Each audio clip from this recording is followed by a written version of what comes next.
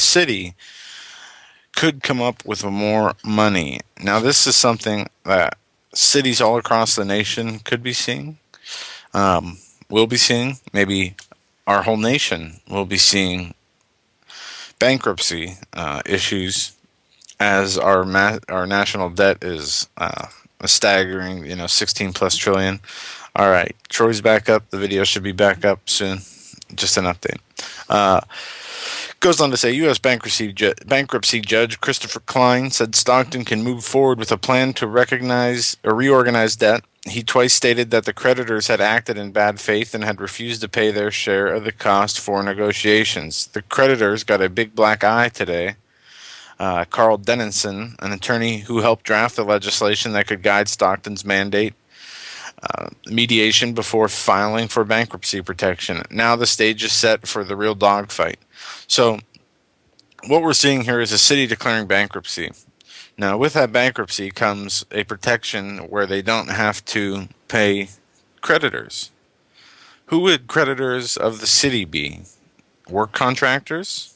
Yep. Private-owned businesses that are doing, whether it's building new schools for the township or building any kind of construction work, any kind of infrastructure work that is being done. The town that's declaring bankruptcy could be forgiven for those debts. Right. And if I can, I'd like to go to an audio. It's 5 minutes. It's Gerald Celente. U.S. has wars to fight, not spending money on eroding infrastructure to fix. Yeah, and as you drive over the bridge that you're going to drive over, as you drive over the pothole and need an alignment, think about that. Think about what's going on here. Because I drive through a manhole-sized pothole every night when I go home that I'm surprised my car does not fall into and I don't turn into another story of a disappeared man from a sinkhole. Of course, that's why I have to drive you sometimes. You want to destroy my vehicle. Well, let's go to the clip. Go on. All right. Let's get more than now with Trenton forecaster Gerald Celente. He's got something to say about this. He's joining us from the US as well. Gerald, evening. I mean, the investigation is still continuing, of course, but end of the day, how worried should ExxonMobil be now about legal action, etc.? Well, what did they say? $1.7 million fine for poisoning the Yellowstone River? So it's no money at all. This pristine river ruined for how long? And one after another, there's atrocity after atrocity. Whether it's oil, big oil, or banks too big to fail, the word justice in America is being misspelled. It's J-U-S-T-U-S, just us, not them. So you don't they buy their way out. Let me just ask this. You don't think the executive is watching what these people are going through, turfed out of their homes while this mess unfolds, are worried tonight? Surely not. Of course not. I mean, look what happened with the Gulf of Mexico. It's been destroyed for how many, probably, how many hundreds of years. This stuff doesn't evaporate. And again, it's one atrocity after another. You heard President Obama say earlier last year that they were opening up the Arctic Circle area, the pristine Arctic Circle for drilling. And then you saw the debacle with Shell. And, of course, he promised that it would be much better than this time, and it wasn't. And then you look at the United States infrastructure. According to the American Society of Civil Engineers, we're talking about, I heard talking about a railroad spill. It's going to take an estimated $3 trillion just to bring the American infrastructure system up to par. That's not improving it. That's just keeping it from breaking down further. So you see, Kevin, the United States has more important things to do than worry about the infrastructure, worry about spilled oil. It has wars to fight overseas, and it has more to come. It makes my next question to Gerald look a bit small. Actually, I was going to say, do you think any lessons could be learned from this latest spill? But according to you, the picture's much bigger, much grimmer, yeah? It is. Again, you're looking, this isn't my words, this is the American Society of Civil Engineers has been warning about this. Has anybody been to, I'm a New Yorker, has anybody been to New York recently and rode the subways? It's a day in Calcutta. The entire American infrastructure, its rail system, is speeding into the 20th century. There's potholes throughout the country. So we're going to see more and more of this because you have to understand who regulates this.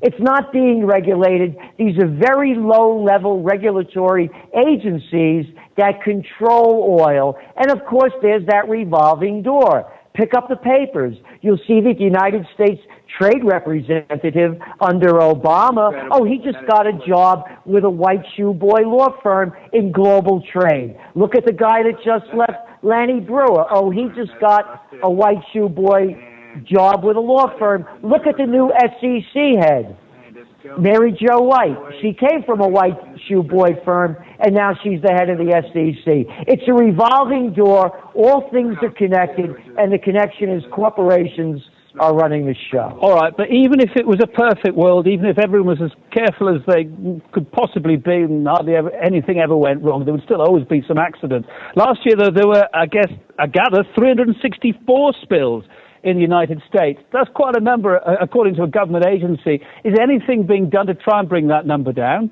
No, they'll talk about it. That's all they do is talk. And talk is cheap. And a matter of fact, when you look at the talk coming out from Washington, it's the only talk that costs money is when they're paid off by lobbyists to say what they have to say. Otherwise, it's just empty words. By their deeds you shall know them. How much longer does this have to go on? From Valdez to the Gulf oil spill, nothing is ever done other than talking a big game. And what about this Keystone Pipeline? You touched on it earlier on. It's still waiting permission. Is it going to get it? Is that going to affect anything here? Briefly. I believe that Obama's going to pass it. That's my guess, because he kept it out of the picture until after the election to appeal to the environmentalists. Now that the election is over, he'll come out and say it's going to create jobs. Hey, look, whether it's air pollution in China to create jobs or oil spills in America to create jobs, as long as it creates jobs, you can destroy anything that you want. Gerald Celente, thanks for being on the line. Trends forecast as you are. Thank you. Thank you. And there you go. Gerald Celente stating it as it is, that we as a nation, or at least the leaders of our nation, the controllers of the money and the budgeting, decided that it is better to spend money on wars than to protect our own critical infrastructure that keeps the people able to go back and forth to work every day, that keeps the people able to move around the country freely, which maybe there's a reason behind it. Well, we're not spending money on wars. We have to understand we're spending money on a nation rebuilding. There's a big difference. The money is going toward nonsensical issues and the Muslim Brotherhood, for crying out loud. I mean, on what planet does that make sense? We're funding the Muslim Brotherhood. We're funding Al Qaeda. We're funding the enemy. We're funding rebels to take over, to unseat other nations, and yet we cannot fix our roadways. I understand the federal nature versus the local nature, but all politics are local, basically, when it comes down to. Let's switch gears just for a second here, because one of the big topics of discussion, of course, is the gun grab. Folks in Connecticut, well, guess what? Today was your day of reckoning, where the Connecticut lawmakers announced, well, yesterday actually it was, they announced a deal yesterday on what they called some of the toughest gun laws in the country, basically, after, of course, the Newtown shooting. And what is this? Let's one-up each other and see, they have a pool going, which state can make the most outrageous gun control laws, and is there a certain date this ends, and whichever state has the most controlling and unconstitutional gun laws wins a federal grant or a prize, or what? Well, you see what's happening here, ladies and gentlemen. It's people talk about this, they'll report on it. Some will report with glee, others will report with angst. But the bottom line here, what are they trying to do? They're attempting to divide and conquer. This is exactly what they're doing. But look what Connecticut has done with their gun laws: banning of sales of high capacity ammunition magazines, background checks for private gun sales, new registry for existing magazines that carry 10 10 ammunition cartridges or more, statewide dangerous weapon offender registry, which is the nation's first. Now, whatever that means, whatever criteria puts you on that list, immediate universal background checks for all firearms, for firearm sales, expansion of the assault weapon ban. DHS calls them personal defense weapons, safety training, and other requirements to buy any rifle, shotgun, or get this, even ammunition. Safety training that you must undergo if you want to buy a box of ammunition. Again, on what planet does this make sense? And of course, you've got the increase of the age eligibility for purchase, the purchase of some semi-automatic rifles to the age of 21. So let me get this straight. You could be conscripted or you go in the army at age 18 and use a semi-automatic or fully automatic weapon. But yet in the United States, a free country, you have to be 21 in Connecticut. So in Afghanistan, it's okay, but Connecticut, it's not. And of course, this also tightens up the storage requirements for firearms.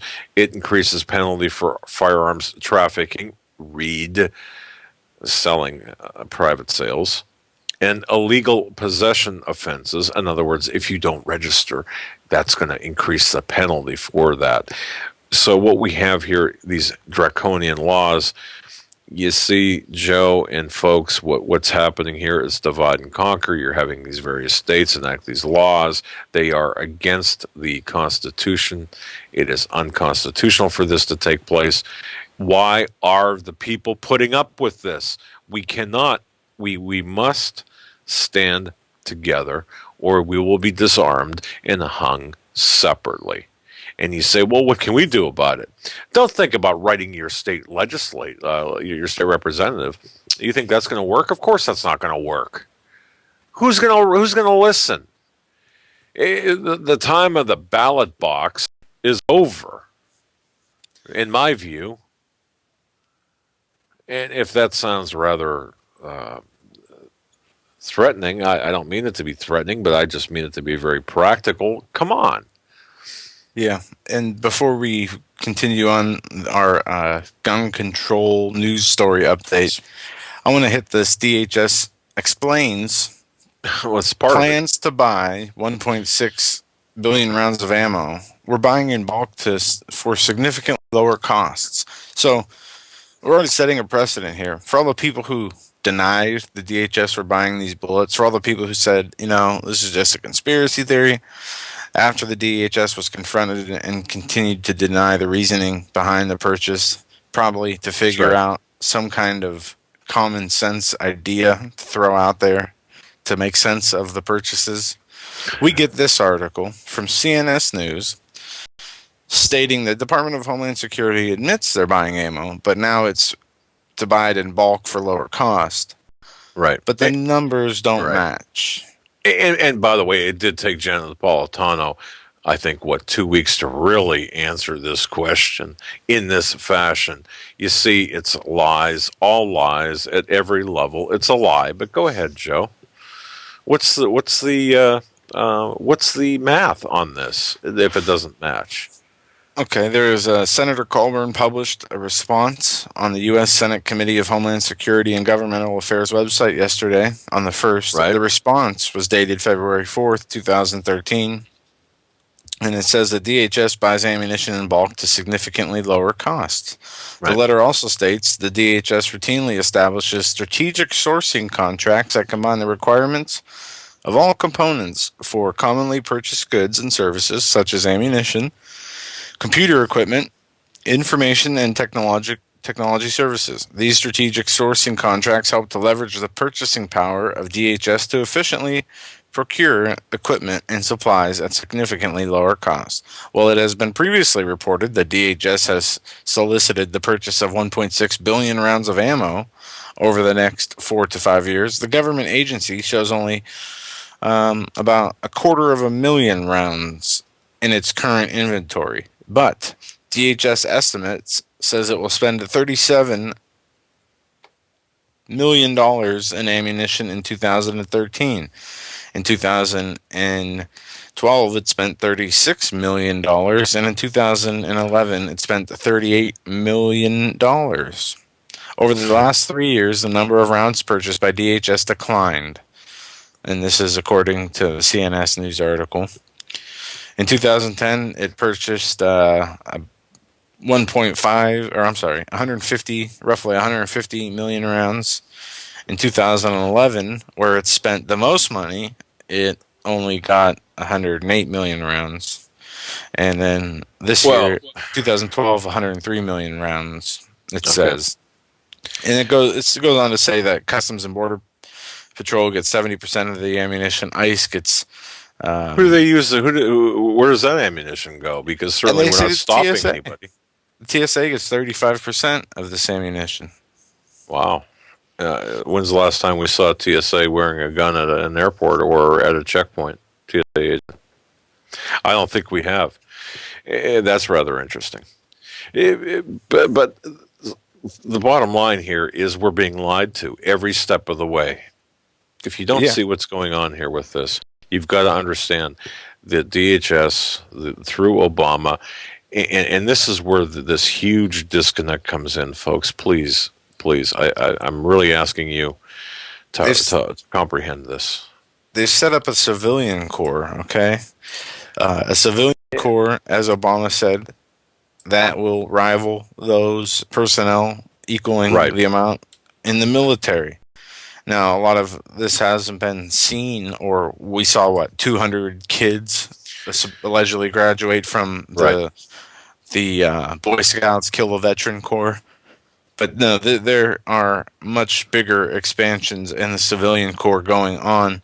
And I read an article today, there was going to be an increase just in civilian special operations personnel, about 5,000 to 6,000 people over the next 6 years. But there are in documents, internal documents and PDFs, they describe civilian corps in the internment and resettlement documents. They describe civilian corps and personnel in the Department of Homeland Security, the Geo ConOps document. They describe Army civilians and the need for civilian personnel in psychological operations, whether it be doctors, people in media, et cetera, et cetera. They need civilians. They have InfraGard with the FBI. Basically, the InfraGard is just an informational... see something, say something. These will be the people that will tell on in the... what's it called? The FEMA pastors?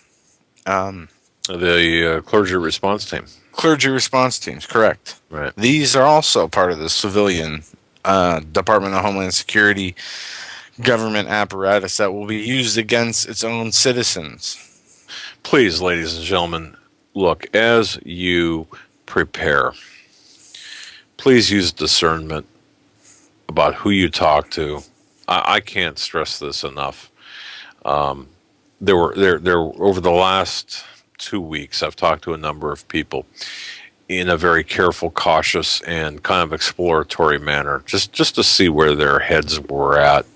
And I would engage the people, and I know most of the people I spoke to, I know either personally or their acquaintances, if you will, and we got into conversations about, what would happen if, on a couple levels here. And I was surprised by their responses. Based on their responses, and I'm not going to delineate each response, but please understand this. If you have a weapon or weapons or ammunition or food or silver or gold or an alarm system or whatever you might have at your house, just be very cautious about who you trust with this information. If you have weapons, I would be extremely cautious. In fact, as far as I am concerned, you, based on your God-given rights, God-given being the operative phrase here, and to the progressives out there, who might be listening to this program perhaps by accident, God-given means just that, delineated by the Constitution of the United States and the Bill of Rights. We have the right to self-defense. We have the right to firearm ownership. We don't have to, by the Constitution of the United States, submit to any gun registry, in my personal view, because doing so will lead to ultimately to confiscation. And obviously, it's difficult to fight someone with a gun or guns with a butter knife or a baseball bat. There are people, the objective here, and this is the objective of the globalists, this is the objective of the people in charge. They're attempting to disarm us. But these people are sneaky. For example, Representative Carolyn Maloney from New York. What is she talking about? Well, in an effort to control this lack, or to really to make people responsible gun owners, we're gonna require you to buy insurance. Well, what is she actually saying here? Is she really concerned about the liability aspect of it? No, she's not concerned about the liability aspect of it. She's concerned, or they are going for, the record keeping. This is all about compiling lists, making lists and checking them twice. This is what this is about. Because once you admit, or once you disclose that you've got a firearm, I wouldn't even tell my doctor if I had a firearm. I would not tell my doctor. I wouldn't tell anybody if I had a firearm. Because why? It's none of their damn business. None. Because in the end, these lists are going to be used for the purpose of disarmament. Those people out there with rose-colored glasses on that walk through life thinking that this is nothing but just, hey, let's be responsible, let's be reasonable. I hear that all the time. Baloney. It's not about that.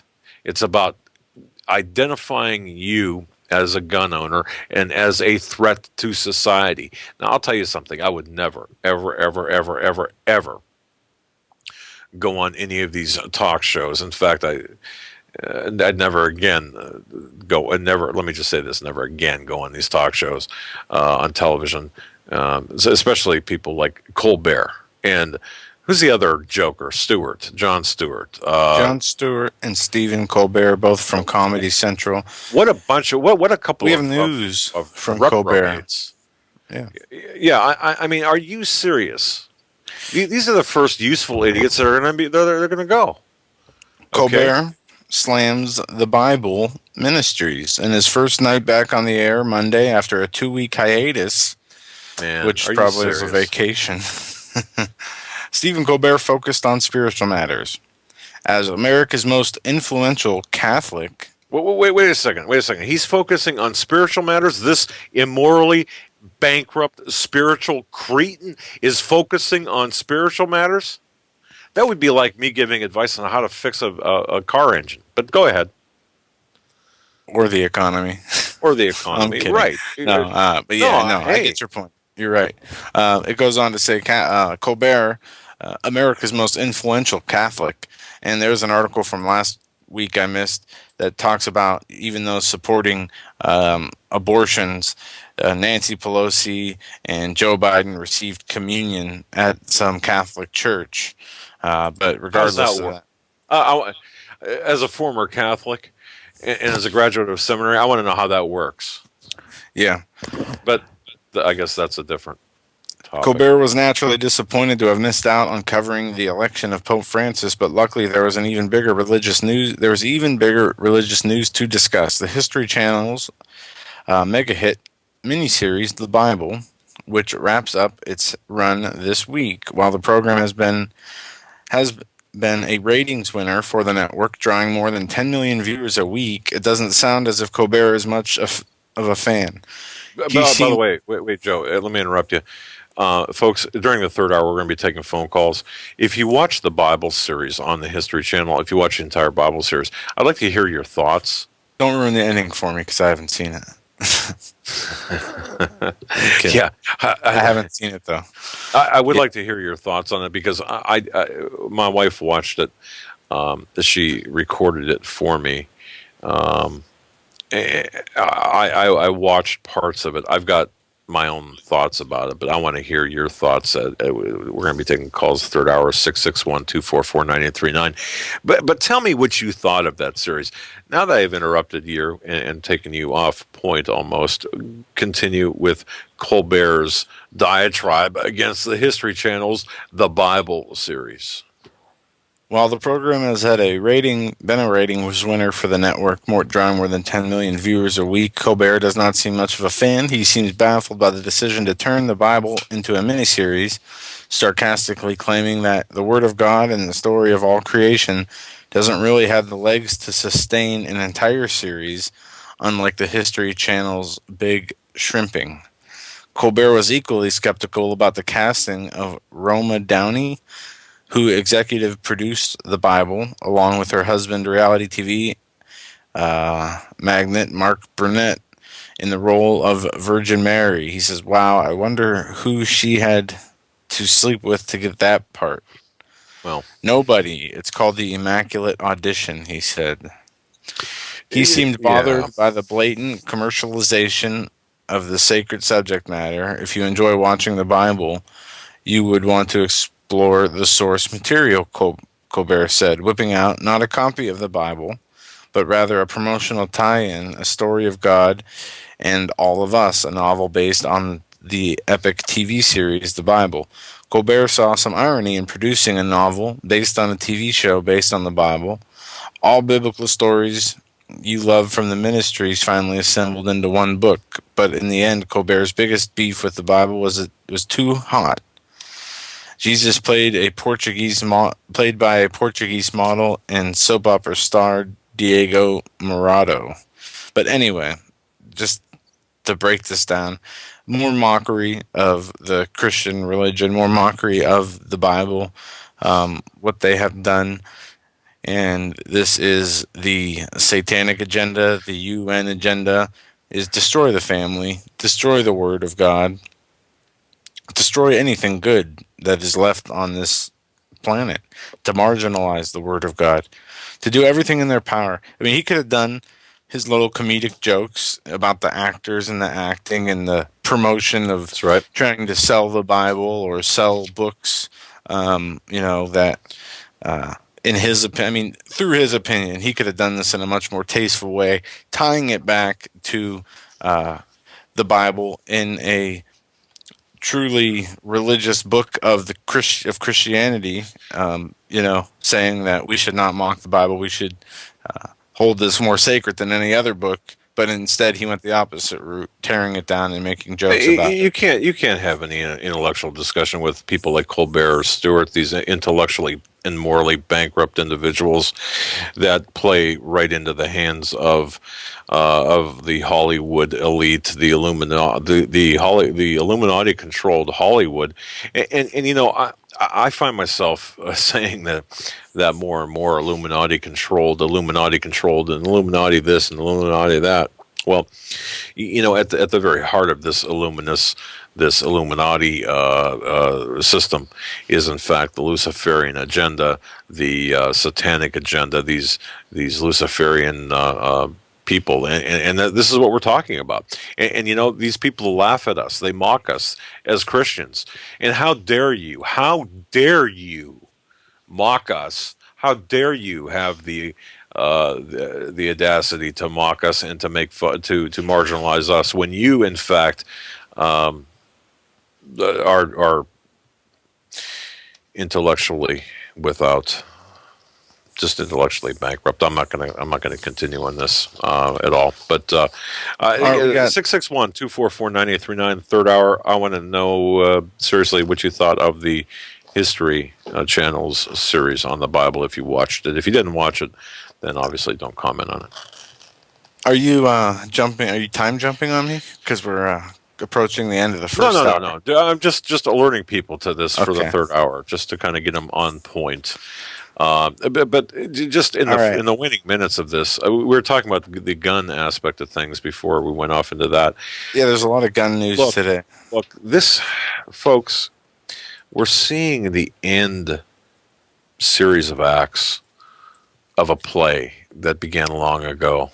Understand that everything we're seeing on a domestic basis and everything that we were seeing on an international basis is all connected.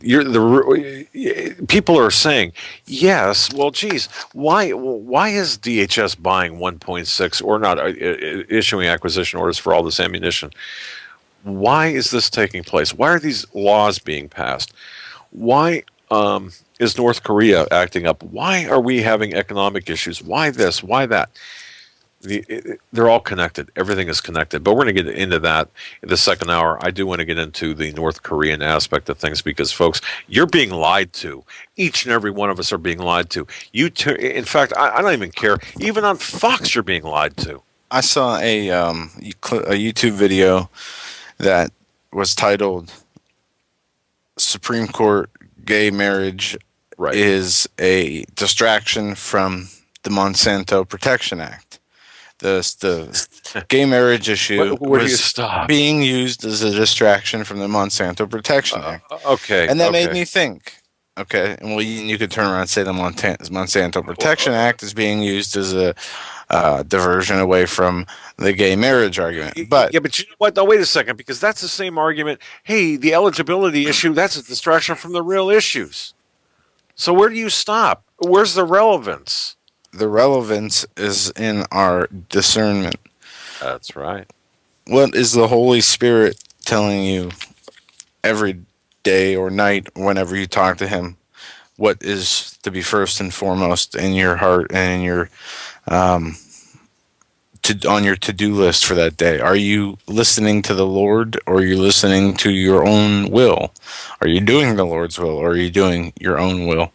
Those are the questions that you need individual answers to on a daily basis. From there, if you start doing the Lord's will instead of yours, you will get answers to these other questions. What is so important? Is the economy the most important issue? Is the rumors of war, which a friend of mine has been talking, we've been talking about this, has brought the actual Matthew 24 wars and rumors of war, what we see with North Korea, to a whole new level. When in our lives have we ever seen rumors of war such as we do today? That's why I labeled or named the show Cold War 2.0. That's right. I wasn't really alive during the Cold War. I don't remember what that was like. But I've never seen a time in history where more countries are threatening to go to war with each other than there is now. There's never been a time in history like that there is today on the war aspect of things, or on the economic aspect, as we have unrest. European unemployment's at an all-time high. The BRICS, which is the new Russia, Brazil, India, China, South Africa, are dumping the euro dollar in mass. And what it's doing, it is, according to a report, the U.S. dollar... We talked about this last night when you were out of service, but go on. Okay, well, I got a new audio to play about this BRICS, as basically it is rapidly, this is what this article says, this BRICS deal is rapidly, it set the U.S. dollar back a generation as it rapidly loses status as the world's reserve currency. And it goes on to talk about the BRICS and what that is, and how China and Brazil agreed last week to a $30 billion swap that would give each the ability to borrow the other's currency in the event of a future turbulence in the global financial system. It goes on to talk about how to undercut and subvert the U.S. dollar as to remove it as the world's reserve currency. And this is something we talked about. That's right. Even if we don't have an economic collapse, just the fact that we would lose the world's reserve currency status would double prices of everything Well, instantly. it's going to even do. See, this is the issue too with this gentleman that took issue with me from the Pacific Northwest. Somebody emailed me, some Cliff High guy, whatever his name is, it took issue with me for being an alarmist. Number one, you know what? I feel like I'm a watchman, and you know if I'm an alarmist, that's good. Number two, he did say, rightfully, correctly, saying that that any type of dollar collapse would wipe out the Fed. No, no, no, no, no, no, no. Look. I'm in as much agreement with him that the Fed has got to go, but see that mentality behind the thought of, well, it's good, let's wipe out the dollar. He's not understanding that, and a lot of people aren't getting this either, and this is why, not because of him, but the people who are not getting this either. Here's the deal: when the dollar collapses, there will be riots, and there will be people starving on the streets. Look what happened in the former Soviet Union. You see, and it's fine to say, well, I've got my gold, I've got my silver, I've got mine, I've got my preps. Too bad for you. No, that's not the right way to handle things at all. That's not And the. as we go into our commercial break, I want to read this because this goes exactly to what you're speaking of. It's great, isn't it? Though, I mean, just think about that. Hey, too bad for you. You snooze, you lose. Those are pretty glib statements. But the fact of the matter is, as Christians, are we not supposed to? Are we not supposed to make sure that others are taken care of as well? Are we not Yes, supposed we to are. look out? Is this not our responsibility? And as we are going to the commercial break here, I want to read this verse as soon as I find it. Right. It is in 2 Corinthians, and it talks about to those who have an abundance versus those who do not, and that You no know one something? should go without. That's right. And even if you've got, and I Here remember it is. doing this, I only had like $5 in my pocket one time.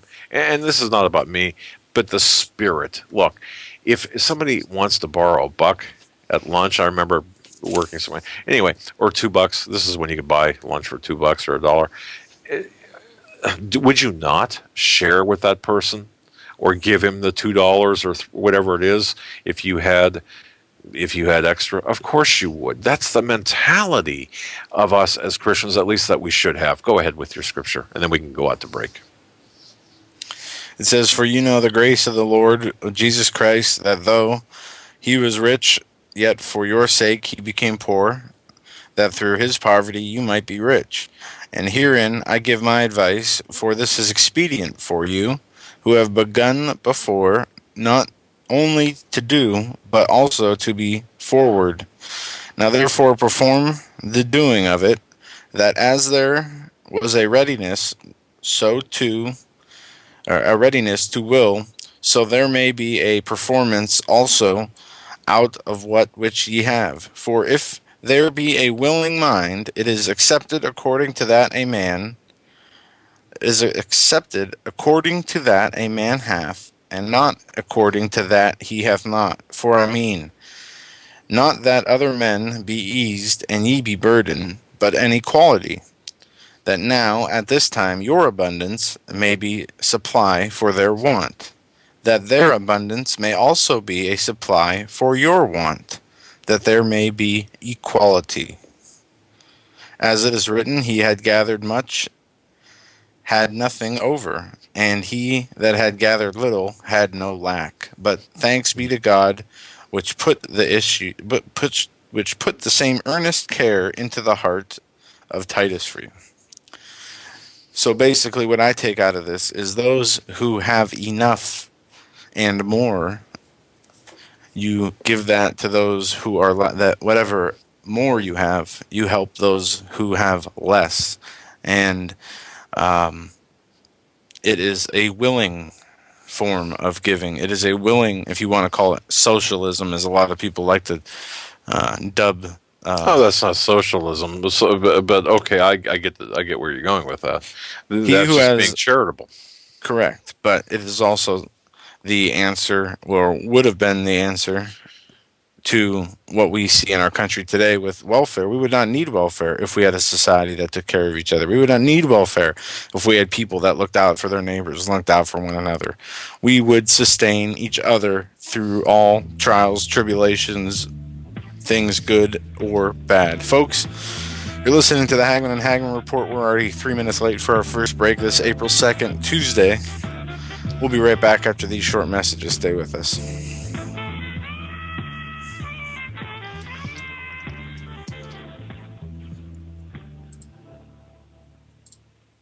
Hi, folks. Doug Hagmann here. You might know me as the co-host from the Hagmann and Hagmann Report, or as a frequent guest on Coast to Coast AM with George Norrie. If you're like me, you're tired and confused over today's headlines. You just don't know where to turn for accurate, concise information about really what's going on, what's truly going on in today's society. If you don't know where to turn for accurate, well-researched, and properly vetted news, I've got a suggestion. In fact, it's a requirement. Bookmark Canada Free Press. That's CanadaFreePress.com on the internet. It's just not for Canada. It's for news across the world. Judy McLeod, founding editor, has put together a vast array of talented writers like Kelly O'Connell, Daniel Greenfield, Dr. Eilida Johnson-Powell, a lot of guest columnists, very talented writers. Folks, that's Canada Free Press at CanadaFreePress.com. Now mobile friendly. Follow on Facebook, because without America, there is no free world. Survival of the fittest. In any and all situations, survival is your number one priority. That requires being tough and thinking smart. And the folks at Freeze Dry Guy are going to help you do just that. They have a long-range patrol ration entrees, what they call the Brick Pack. When you're in survival mode, it is absolutely the best item for your survival pack or bug-out bag. You can go farther, faster, and carry more food with the LRP cold weather ration entrees. Not only do these long-lasting, durable entrees help sustain you or your family through the harshest environment or situation, they are by far the most delicious of their kind. No contest. With a variety of tasty entrees, you can't beat the LRP Brick Packs. Let Freeze Dry Guy help you in your survival situations. Go to freezedryguy.com. That's freezedryguy.com. Or call 866-404-3663. That's 866-404-FOOD. You better wake up fast and listen to this, America. The Obama campaign has launched attack squads disguised as truth teams dedicated to intimidating and silencing all political dissent carried over the internet that criticizes the Marxist Obama. Truth squads specifically focused on covering up Obama's endless trail of lies, corruption, and subversion, and using the Gestapo power of our own government to police and censor the internet and shut down websites that dare to carry the real truth about Obama's Marxist coup. Remember the names of these Gestapo-style agencies that work right there in your neighborhood. KeepingHisWord.com, KeepingGOPHonest.com, and AttackWatch.com. KGB, SS, and Gestapo-style police-state gangster organizations that work to silence the important voices of patriot dissent, some of which have already been shut down by Obama's orders. Adolf Hitler would have been proud. We're the 21st century Tea Party patriots.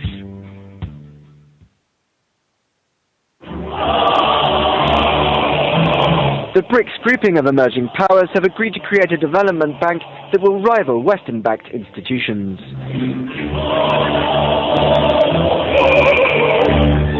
The announcement came as the leaders of Brazil, Russia, India, China and South Africa gathered for a summit in Durban. Many of the details, such as where it will be located, are yet to be decided, but if it does get off the ground, it could send a loud message to the US and Europe that they feel the global power balance is shifting.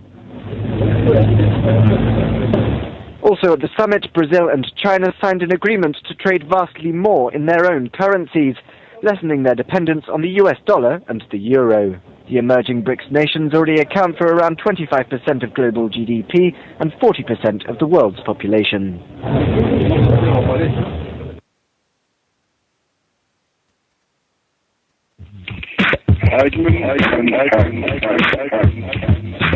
You want answers? I think I can tell you want answers. I want the truth.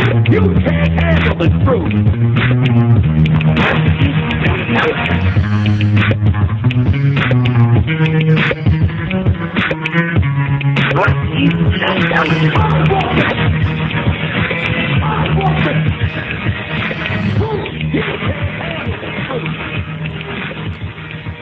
And welcome back, ladies and gentlemen, to hour number 2 of the Hagmann and Hagmann Report for this, the second day of April 2013. I'm Doug Hagmann. With me in studio is my co-host Joe Hagmann. Together we are the Hagmann and Hagmann Report, where we bring you the news in 3D. And we are also being simulcast on the website www.thehagmannandhagmannreport.com. And for that, we want to thank the Christians United Broadcasting Network for broadcasting us in high-def video. Of course, the want of the infamous blue dot from the William Kennedy Smith rape trial back in the 90s comes to mind, but we won't go there. But the issues at hand here, and let's hit this head on and direct. Folks, you're being lied to about everything that's going on in the world today. Hard, bitter pill to swallow, but it's true.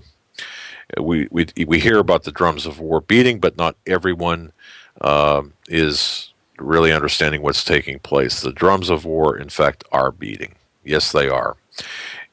Everyone is being fooled, however, by the direction of their echo. This I wrote in an article today published on CanadaFreePress.com and, of course, our home base at HomelandSecurityUS.com. Please understand what's happening here, folks. The situation that involves North Korea is, in fact, a diversion. It's a part of a magic act that's it's a play. It's a play that that we as people are supposed to be watching and taking in with the trinkets and the magician pulling the rabbit out of the hat and the multiple plays and what have you. This is what this is. And while the play is going on, the people who are orchestrating the play, the producers of the play, they're laughing at you, they're laughing at me, they're laughing at all of us. But we need to understand, with a degree of discerning comprehension of what's taking place with North Korea. And as always, we've got to look at the bigger picture. In this case, you can, again, you can create the picture in your mind as North Korea being part of, in the context of a global magic show, where North Korea serves as the magician's distraction. North Korea is actually the rabbit that is being pulled out of the hat, perhaps not the pretty assistant, as I indicated in my report, but in this particular case, the people have to understand this. North Korea is a proxy or client state of China, and is aided by Russia as a close assistant, we'll say. The well-placed shills in this case can be identified as Iran and other nation-state level terrorist groups. So understand, you've got Russia and China, Iran and Syria. Russia, or I should say Syria, is the firewall, the red line for Putin. We've talked about this since October. Now you're seeing it come to pass.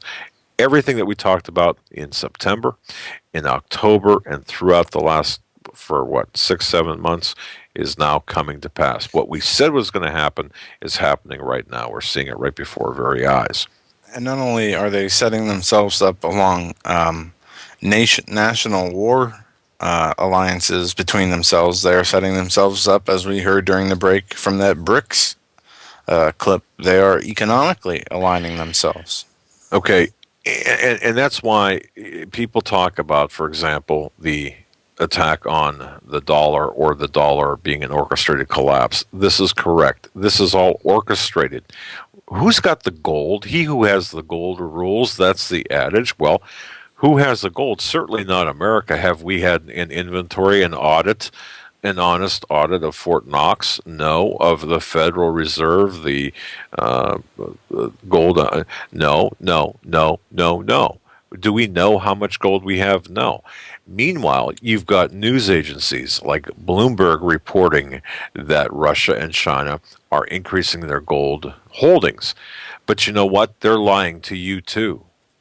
You're being lied to in the media because you see the numbers are being underreported. Because if you knew the real numbers, you would look at this situation entirely different. Joe, you're absolutely correct. This is an economic situation as much as it is a war situation, because this is an attack of America's soft underbelly in an asymmetrical war. What do I mean by this? Well, what's our weak? We've got several weak areas here.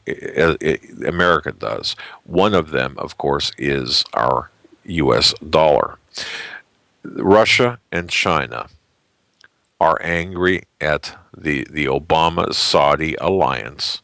They are Obama and at the behest of Saudi Arabia, and you've got to really, folks, you've really got to really comprehend this. I did make a video. It's on HomelandSecurityUS.com. It's right there. It's a 6-minute video. Please spread this around with the people that you know, and even if they say, "Gosh, that guy is really ugly," and but look, it's a message. But here's the deal. You've got the push for a globalist agenda. Okay, we can all agree with this. There's a push for this globalist agenda. There's no doubt about it. Paul McGuire, too, is going to be talking about this on Thursday. We've had this interesting relationship with China to the extent that we actually, through Kissinger, through Nixon, through Carter, through Clinton, through Brzezinski, all globalists have built up China, have allowed them. Clinton gave them secrets, essentially, the Clinton administration, the traitors that they are. And yes, by definition, traitors to communist China. But this goes back for decades and decades. But that said, okay, so this brings us to where we're at. You've got Russia and you've got China that are conducting joint military exercises together. That's sending a clear message to the United States. Look, we're not going to put up with you, Obama and Saudi Arabia, your attempts to overthrow Assad in Syria, destabilize Syria like you did in Egypt and every other country across the Middle East to create this pan-Islamic state. We're not going to put up with it. Syria is our red line in the sand. Syria is our line in the sand. In fact, Putin stated, and I can't say this enough, World War III will begin in Syria. It might end in Iran, but it's going to begin in Syria. That's for sure. You've heard me say that many times. We are continuing our plan to overthrow the Syrian government, to destabilize Syria. Well, that is going to threaten Russia because, of course, Syria is a proxy nation, client state of Russia. China has interests in Syria and Iran especially. Syria is the back door to Iran. You see how all this connects?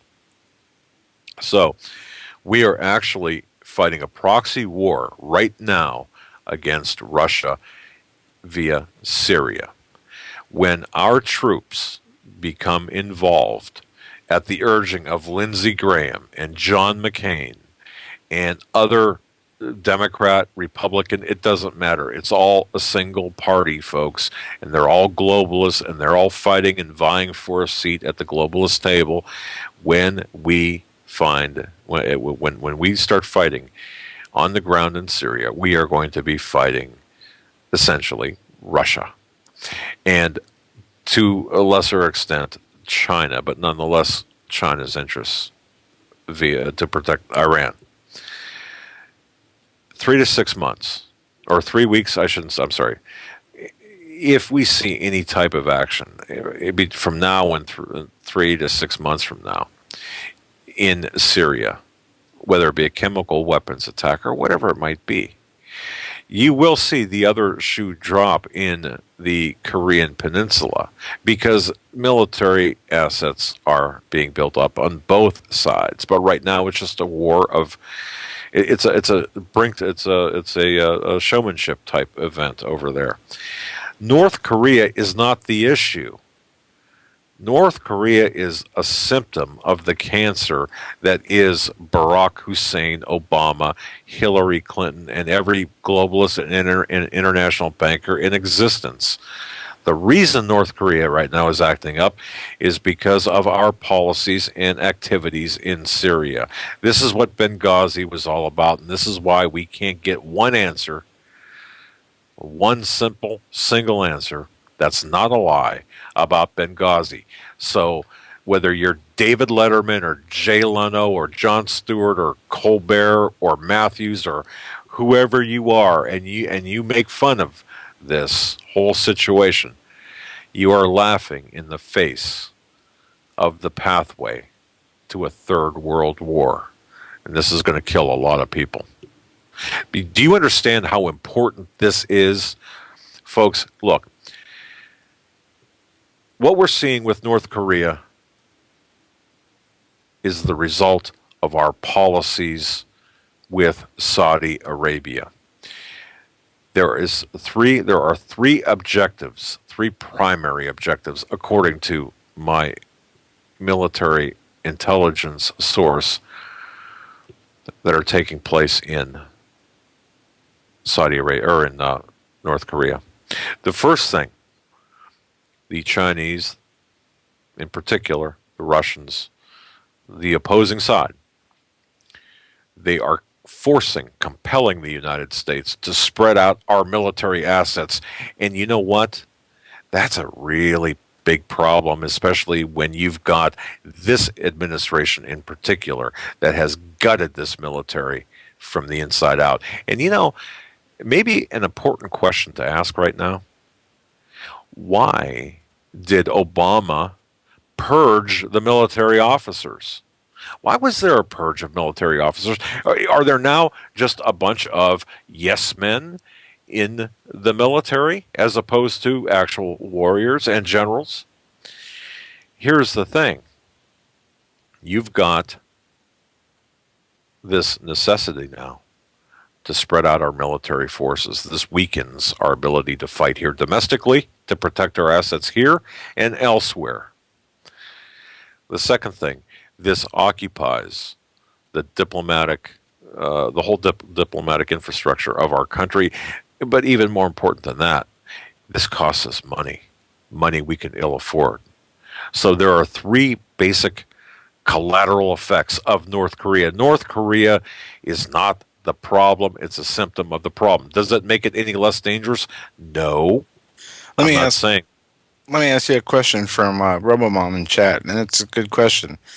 Well, if North Korea is our enemy and China and Russia are their proxies, why are we training Russian soldiers here in America? Okay, and that's a great question because I had that question too, and thank you for asking that because I'm confused. I've got a list of I got a scorecard here of players, and I'm confused. Here is how it works out. What we're seeing is an illusion.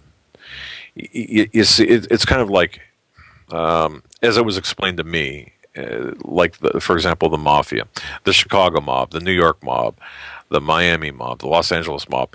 They're all in the mafia, so to speak. Okay, but there of course are activities and agendas, crime and such. All right, that's what they're heavily involved in.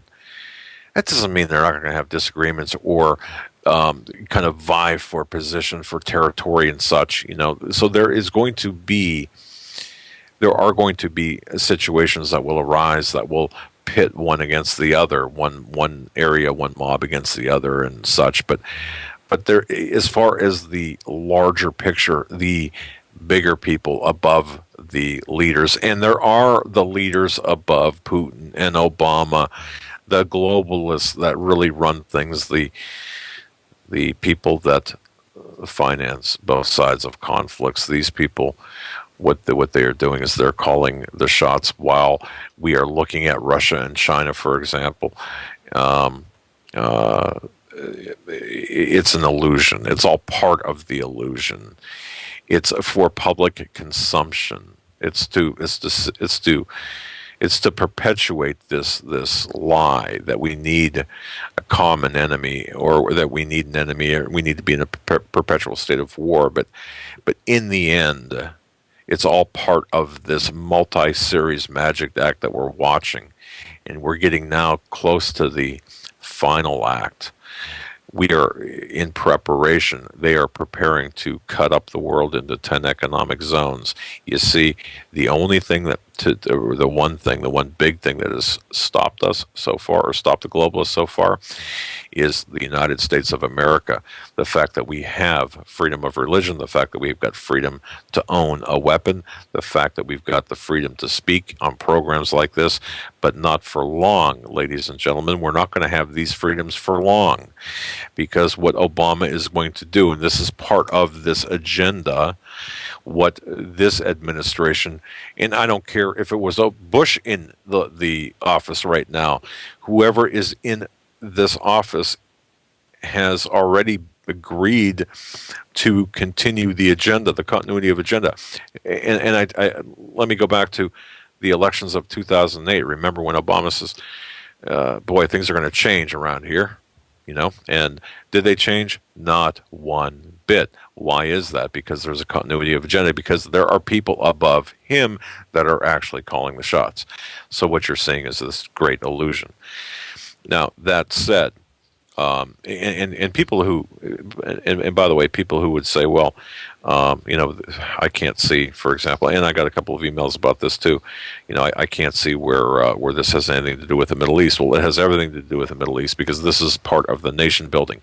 If you go back to World War I, the Treaty of Versailles, and or just go back to the early 20th century, after the First World War and then Second World War, which country played a very important role into drawing up and cutting up and carving the areas in Europe and other places, the nation, the boundaries, the lines, building the nations?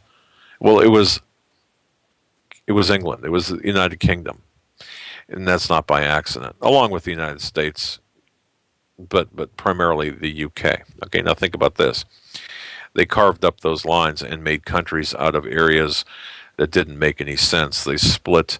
It would be like putting, dividing our family house in half and joining it with someone who, the family that we had nothing in common with, and trying to make that one house. Well, that's what they did. And of course, they set us up for the First, Second, and now the Third World War.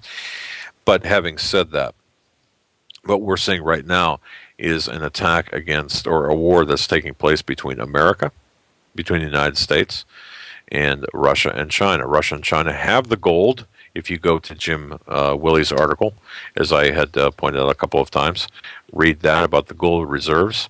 Look at and Joe, you mentioned this earlier about the BRICS nations forming now, getting away from the U.S. dollar as a world reserve currency. Why? Because what's the dollar backed by? Nothing. Well, not quite nothing. It's backed by the ability for us to protect the flow of energy and oil to the United States, to the West, and throughout the globe, essentially. That's what it's about. That's what it's backed by. But it's being debased and devalued and plundered by this regime, the former regime, and the regimes prior, through the Federal Reserve and the globalist agenda. This is all part of the Magic Act. So here we have, let me just summarize this so I don't drone on and on and on. North Korea is in response to our activities, direct involvement in Syria and the Middle East. We are stepping on the toes of the Russians and the Chinese. In Syria with the Russians, and Iran with the Chinese. How are they going to fight back? Are they going to roll over and take this? No, they're not going to roll over and take this. What they're going to do is they're going to hit us in an asymmetrical fashion. And that, by the way, was what the movie Olympus Has Fallen was all about. As I said, released on the interesting Illuminati date of 3/22/13. Those who get it, fine. Those who don't, well, you can research that and the significance of numerology in this, but in the message that was telegraphed with that movie. But the bottom line, we are going to be engaged in a hot war in Syria. You think 60,000 dead right now in Syria is a bad number? You just wait, because what's going to happen, and we told you this before, is there will be an incident that will drag NATO and the United States into this war, this hot shooting war. It's going to escalate. Syria is not Iraq. Syria is going to explode and not implode like Iraq and Afghanistan. And simultaneous with that, you're going to see the reaction in North Korea by the North Koreans at the instruction of China. Because why? Well, you want to play in the Middle East? You're going to be playing over here too. You want to fight over there? You're going to be fighting over here too. We're going to spread you so thin that we're going to bankrupt you. Oh, and by the way, we're going to make sure that your dollar collapses, because not only are we going to establish this consortium of nations that are using real money and actual gold for our transfers, but we're going to just break you like you did to Russia. Putin, he's got a good memory. So this is what is taking place. And so it should be perfectly clear to anyone who's not listening to the corporate media shills that there is a new Russian and Chinese relationship in place. This relationship is also in response to the economic wars, as I mentioned, being waged by the purveyors of the U.S. fiat currency, the U.S. dollar. And the bottom line here is that the Russian-China alliance is part of a very much larger economic initiative that is going to result in just blowing us away out of the world's reserve currency. People are going to starve. People are going to die from this. The intent, of course, is to usher in a global currency and with it global governance. Once again, the old adage is effective here, or is in effect here. He who owns the gold rules. That applies, and look who actually owns the gold. So as you watch, folks, these various unfolding acts in this global magic show, don't become mesmerized by the shiny trinkets in front of you, or by the magician's fog, or by the shills in the audience, or by the assistants. Look at the larger picture and what's taking place behind all of that. You're going to see that the real hands in this are the actors of this asymmetrical war. And one more thing: this does not prohibit or disinclude. This does not disinclude some type of event happening here on American soil or at some other location against Western interests. The war that we're fighting is indeed asymmetrical. It's not a normal war, and this war, we've been a part of this for some time now. But we've largely remained under the spells of these magicians, and dare I say, these occultists, these Luciferian type of leaders. And our attention has been directed now to North Korea, which is exactly where everyone wants you to look. Meanwhile, havoc will be raised in Syria. Watch carefully what happens in Syria as the North Korean issue ramps up. It's pretty clear. And if you have any doubts too, we talked about this in my investigative reports back in October, November, December on HomelandSecurityUS.com and CanadaFreePress.com. And one other report written by Michael Reagan, building on a kernel of truth. You can find the American Thinker. That's Building on a Kernel of Truth by Michael Reagan. So people are not seeing the connections between North Korea, Syria, Russia, China, and the United States. We have to see that this is part of a larger issue and it's not happening in a vacuum. Oh yeah, sure, we're going to send we've sent B-2s over there and some ships. But ask yourself this too. If the situation was dire, why haven't we raised the state of readiness of the U.S. military? What about our DEFCON status? How about canceling the leave, for example, of some military assets? Has that happened? No. So what does that mean? Does that mean that this administration is absolutely clueless? I don't think so. It means that perhaps the heightened threat is really just smoke and mirrors, and it's not really what you're being led to believe. Now, does that make it any less serious? No, that's not what I'm saying.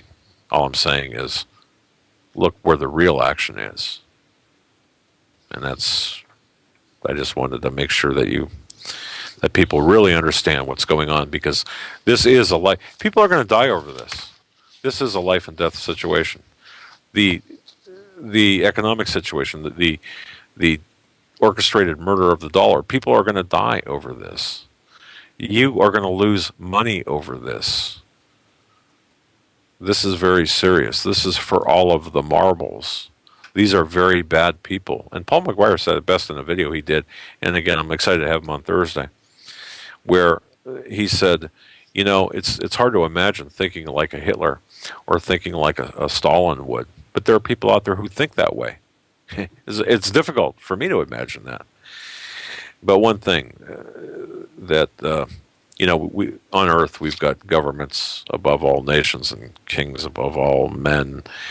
But there's one law, one king, and in the end, that will reign superior, and it's not of man but of God. So, I think we're living in both dangerous but exciting times as we see the final act of this pretty lengthy magic show play out.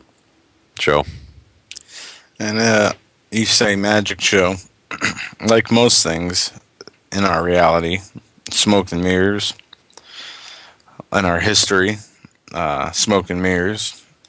We have been misled. We have been basically given a false hope, set up to fail, I guess would be a good way to put it. As different parts of generations before us have been set up to prosper, to set up the richest land in America, built on the backs of slaves initially turned into the most industrial and richest nation in the world. It seems like all the success we've had as a nation, if you look at this from a span of, we'll say, since Jesus came back on earth till today, the nations, the rulers, the kingdoms, we know have been established by gods, the governments. And for what purpose? Are they to carry out the will of their own selves? Or the people who rule the governments God has instituted? No. We get the leaders that we work for, earn, and deserve. We get the governments that we work for, earn, and deserve. Yeah, all the governments have been instituted to serve a purpose in furthering God's plan and opening an eye to the word of the Lord.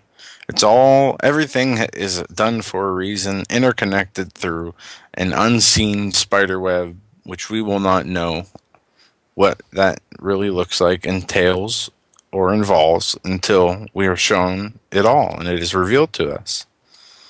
But Charlie, if I can expand on that just 1 second here. Okay, you're either really muted. Okay, there you go. You're either really muted or really low, but go ahead. Okay. Is that better? Yeah, I didn't do a thing. Really. No.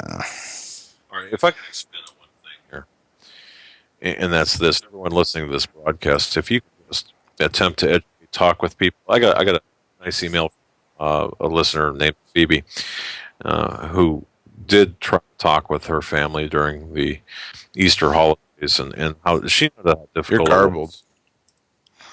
Garbled, the chat room says.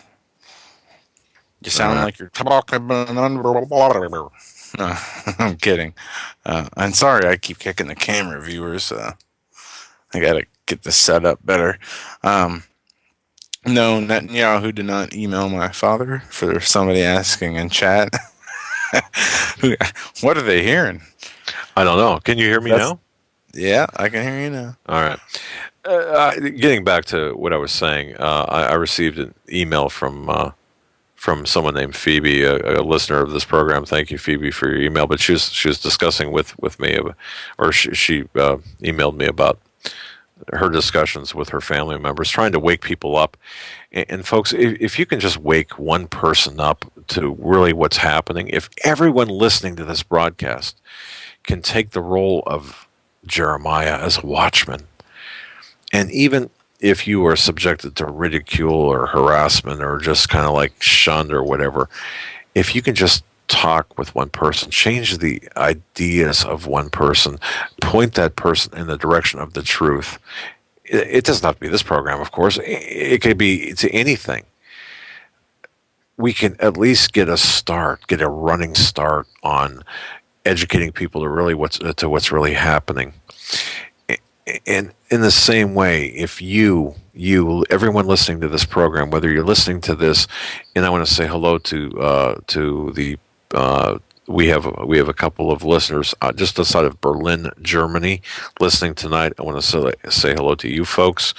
We also have listeners in a just north of a town just north of the city of Jerusalem in Israel. Shalom, and thank you for listening. And also want to say hello to people listening on the island of Maui. Want to say hello as well. But if we can just prepare as well, if we can take steps ourselves to prepare for what's coming, think about that. Keep that in your mind, mentally, spiritually, and practically. All three. We have to keep all three. But look, we're not going to be able to stop in the end what's coming. We know how the story ends, but we can certainly mitigate the damage to ourselves, to our family, to the people closest to us, to the best of our ability. We might not be able to change it, but we can mitigate it, the damage, hopefully, and we could lessen the damage of ourselves. But again, all three work together, the mental preparation, knowing that something is coming, the physical preparation, having the assets, the ability to survive for another day, and then the spiritual, the most important part of all, the spiritual part, where we can have a personal relationship with God and be able to understand the signs of our times, because we need that understanding and discernment. That's the only thing I can say, because it's so confusing out there with all of the different people talking and saying, oh, gold's good, gold's bad, this is going up, this is going up, this is going down, and so on and so forth. Exactly. It's We can't listen to any voice. Wow. This is the best way I've ever heard it explained. And this goes for us too. Don't listen to us. No. Don't take what we say to the bank. That's right. Listen to the Holy Spirit, who speaks through you as you draw closer to Him through your relationship with Jesus Christ. Don't listen to your pastor. Don't listen to your favorite commentator without the direction from the Lord. It's that simple. I can just imagine someone editing that to something it wouldn't be or shouldn't be. But you're right. Don't take what we say as gospel. Do your own research, and most importantly, pray for discernment as we go through these perilous times together. Now, we are getting a lot of, and Joe, I didn't tell you this before the show, I've gotten 2 different emails from veterans who are being required to fill out psychiatric evaluation forms or to answer a series of psychiatric evaluation questions. Retired veterans. And also veterans returning home from Afghanistan, and Iraq, where they are being asked by their VA VA hospitals for injuries they're being treated for, to fill out or to meet with or otherwise consult with psychiatric liaisons. These are not ending well. There is a situation by these veterans where they're saying, look, they're asking me about guns and medication, specifically about guns, and of the three, all three, according to the emails that I've gotten, one did not have any weapons at home. The other two did, and it's my understanding from the two that did that they were making these two veterans surrender their weapons under the pretext of psychiatric conditions that would disallow their ownership of weapons. Our friend Larry in Buffalo, his son, a vet, multi-tour veteran, had to come back to New York State where they said, give us your guns. And he has not seen them since. Okay, so we already know that the very people who could protect us the best, the veterans returning home that have seen combat and have the ability and knowledge, and well, not the knowledge, but the ability and the experience of using weapons, are being systematically disarmed. People don't understand that this is all of the. People are looking for this huge one signature gun grab. Ladies and gentlemen, it's not going to happen that way. There's not going to be. It doesn't have to happen that way. At least not at first. Ultimately, it will. Please understand what I'm saying. It will ultimately, but it doesn't have to happen that way at first. See, it's incremental at first. This is the incremental part of it. The veterans, and then of course the various state laws, the registrations, and so on.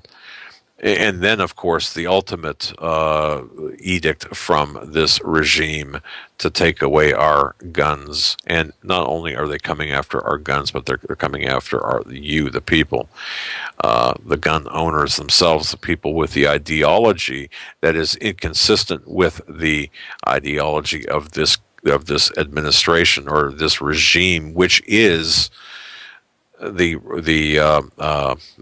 by the way, the ideology here is inconsistent with the rights afforded to us or outlined to us by the Constitution. So what we're saying here is, at first incrementally, then when an event takes place or a series of events take place, then it'll be across the board. And this brings us to the Small Arms Trade Treaty. Joe, you've got information on that, I believe. You sent information to me about the Small Arms Trade Treaty, which, of course, on March 28th, the meetings had been completed. And isn't it interesting, the only three countries that did not sign on to this arms trade treaty are Iran, Syria, and, of course, North Korea. What do you make of this Small Arms Trade Treaty? Well, the United Nations has passed sweeping international arms regulation viewed by some as the Second Amendment override. The UN General Assembly on Tuesday signed off on a sweeping, first-of-its-kind treaty to regulate the international arms trade, brushing aside worries from U.S. gun rights advocates that the pact could lead to national firearms registry and disrupt the American gun market. The long-debated UN Arms Trade Treaty requires countries to regulate and control the export of weaponry such as battle tanks, combat vehicles, aircraft, and attack helicopters, as well as parts and ammunition for such weapons. It also provides that signatories will not violate arms embargoes, international treaties regarding illicit trafficking, or sell weaponry to countries for genocide, crimes against humanity, or other war crimes. Within the Obama administration supporting the final treaty draft, the General Assembly vote was 155-3, with 22 abstentions. Iran, Syria, and North Korea voted against it. And I would say they voted against it. Why? Because this small arms treaty would negate countries like Russia from helping their proxy Syria from obtaining weapons. It would help. The treaty would help the New World Order, the military-industrial complex, better control which nations would get. It wouldn't be a ban on weapons. It wouldn't be it's just a control of the weapons and a control of who gets them. Say this UN treaty is followed and all these nations are disarmed or not allowed to help other nations who are in need. That would only be for a case-by-case basis. Now, the United Nations doesn't like America or its freedom. They would disallow or exempt certain countries from the Small Arms Treaty in order to enable other countries to have an overwhelming amount of arms to destroy the United States. In the meantime, it would stop countries like Israel from gaining arms from its allies like the U.S. to defend themselves against multinational attacks. But see, at the nation-state level, though, of course, you're talking about different armaments. But the ultimate effect, the very chilling effect it has here in the United States, is that it will create the environment for this international, I should say, gun registry, this universal gun registry. Anything that the United Nations does is for the New World Order. And like I said before, I can't believe I actually say those words, because I hear myself saying that. I think, oh man, break out the tinfoil. But it's not. It's really not. And once the scales fall off of your eyes, you realize what's taking place here. This is about a new world order. Whether you're George Bush or Bill Clinton or Barack Obama, or pick a national leader elsewhere, this is all about the new world order. Now, this UN, this sweeping international arms regulation, viewed by some as a Second Amendment override, they are correct. Now, you're going to find conservatives saying, don't worry about this. It's got nothing to do with the United States or gun owners. But you see, because, of course, the Senate's got to ratify it. Well, let me ask a question. When has that ever stopped this particular group of people? But more importantly, by being a signatory to the treaty itself, it does require the participating nations to act in a manner that is inconsistent with their national laws, despite the fact that it's not ratified. This arms trade treaty requires countries to regulate and control the export of weaponry. Now, at the nation-state level, you're talking about battle tanks, combat vehicles, and aircraft. And as you said, Joe, attack helicopters, as well as parts and ammunition and so on and so forth. But see, the Obama regime is supporting the final treaty draft. The United States is represented by a man who is supporting the final treaty draft. Doesn't that make your blood run cold? I think it should. And the fight now on national TV, if you watch it, or on national radio programs, you're going to have people saying, don't worry about it. It's a non-issue. It's as much a non-issue as Barack Hussein Obama's eligibility is a non-issue. It's a big issue. Just because there was heated debate within the U.S. Senate and the Senate's resistance to not ratify the treaty, or the criticism about the potential for non-ratification, just because it's not going to be ratified by the Senate. You've got to understand the creeping incrementalism, and also the part that requires us as a nation to act according to some of the UN laws, or some of the regulations that are directly tied to this particular treaty, even if the U.S. Senate does not ratify it. And I know that they're in strong opposition to it, but that's today. So we've actually seen this large leap toward a communist, socialist. Oh, and by the way, socialism, progressive, There is no Democratic Republican or Democratic and Republican parties anymore. Forget that. It's all one party. It's all the globalist party, which is progressive by nature. You just have various degrees of progressive, either progressive or socialist slash communist. But in the end, the New World Order, the one world global governance, is going to be built on the framework of communism. And shall I say, too, for those new listeners, and I just got an email, I want to thank you very much to those listening, to this gentleman listening about the New World Order. Thank you for the email. The New World Order is, of course, going to be built on the framework of communism. Communism is a stepping stone to the global governance. And under communism, you will have the population control, the gun control, all of the controls which are desired and are being worked toward.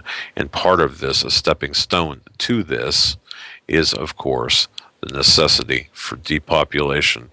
And what's one of the most expedient ways for depopulation? And that is global conflict, world wars. What are we seeing right now? The ramp up for wars. Oh, and by the way, somebody asked this question. Mike, I want to thank you very much. Mike from Rhode Island, I want to thank you. Listening in Rhode Island. Mike asked, who's going to head the New World Order? It's my understanding that you're going to have 10 nations, 10 regions, or not 10 nations, but 10 regions, and the actual global or the governance of these regions will be from the city of London. London City, to be more precise. And if folks look that up, London City, that is where the international banking cabal lies, or resides, I should say. And they will, in fact, be the arbiters of the governance and the economic systems. So all of this ties together. And why are we having, Joe, the DHS buying all of the ammunition in addition to getting it lower cost? Lower cost, right. Okay. Yeah, they're going to Sam's for their ammo. Costco, Sam's Club, BJ's, that whole thing, right? Yeah. Exactly. And let's believe that. Before the break, we're going to go to this audio clip we're going to play. Okay. It's 6 minutes. It's Mark Levin interviewing Ben Carson. And this is great. We're going to go right from this clip into the break and come back on the other side with your phone calls at 661-244-9839. That's 661-244-9839. Any subject, issue, topic you'd like to mention that we hit on or we did not hit on. Or if you watch the History Channel, or you got a History Channel thing too. Or you got a beef with us, or you got a compliment for us, or neither. Call us anyway. Spare the compliments, give us the beefs. There you go. That works for me. Here's Ben Carson on Mark Levin 2 days ago, I think, or yesterday. I'll check and give you the date on the other side.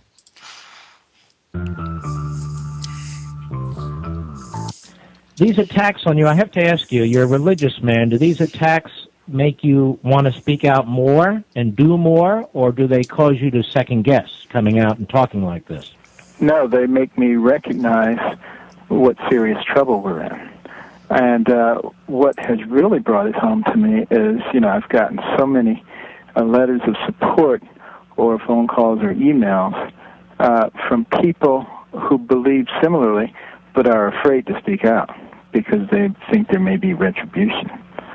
And basically, it proves what I was saying at the National Prayer Breakfast, that political correctness is threatening to destroy our nation because it puts a muzzle over honest conversation. And the fabric of our nation is changed without the benefit of a conversation. Mm-hmm.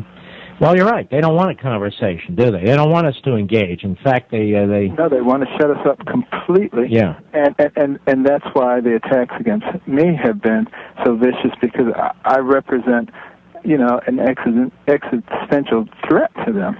They need to shut me up. They need to get rid of me. They can't find anything else to delegitimize me, so they take my words, misinterpret them, and try to make it seem that I'm a bigot. And you're attacked also in many respects because of your race, because you're not supposed to think like this and talk like this. A lot of white liberals just don't like it, do they? Well, they're the most racist people there are because, they put you in a little category, a little box. You have to think this way. How could you dare come off the plantation? Mm-hmm. Now, you've been on networks like MSNBC. I mean, that's not really a news network. That's just a bunch of leftist hosts who dress up as phony reporters and attack guests they don't like and so forth. Is that something you're going to continue to do? Are you thinking taking your case to those places is worthwhile? Well, I'm not afraid of any of them because, for me, it's very easy. All I have to do is tell the truth. I don't have a particular agenda that I'm pushing, so it's going to be pretty difficult for them to trip me up. I'm going to just tell the truth, and I'll tell the truth wherever I go, on a liberal media or on a conservative media. After you spoke at the National Prayer event and you sat down, did the president say anything to you, or they just ignored you pretty much? No, he came over. He came over and shook my hand and said he appreciated me being there. Mm-hmm. He didn't say he appreciated the speech, but he did appreciate me being there. Did you ever hear from the White House after that? No, I haven't heard a word since then. Mm-hmm. Were there any? Nobody told you what you could or couldn't say, or did they when you went there? Well, there were some who said, make sure that you don't give a political speech, and make sure that you don't offend the president. Mm-hmm. Well, the way I kind of look at it, I was there talking about some of the very serious issues that threaten the fabric of our nation, diagnosing a severe problem that is spiritual as well. And some people said, well, why did you bring up, the Bible and God? Duh, it's a prayer breakfast. You can do that. But, it's just so interesting, the way that people think or don't think. Well, what's amazing to me is we have this Bill of Rights, we have the First Amendment, we have this tradition of free speech, and some of the speech is absolutely awful and horrific. And you speak what are basically about traditional values, traditional principles, the principles that undergird this society and our founding, and somehow this is controversial. Isn't that amazing? But I'll tell you what also I found fascinating is all the communications I've gotten from elderly, particularly Americans, who said they had totally given up until now. Now they felt maybe there was just a ray of hope. They thought our country was gone. And a lot of people have been just bludgeoned into silence. It amazes me. Some of the letters I get from students on campuses, they just feel that they can't speak out or they're going to have retribution. It's awful what's going on in our nation. Freedom of speech has been totally forgotten about. Are you going to be giving that commencement speech or not at Johns Hopkins? To be determined. It's still up in the air. There were 8 students who signed a petition, and that was not from the graduating class. That was from all the classes. That was what they could come up with. There are others who feel very strongly in the other direction. But, I'm going to wait and see. I think it's a wonderful opportunity, quite frankly, for a university to use a thermometer and to gauge its own feelings toward some of the liberties that are so much expressed in higher education.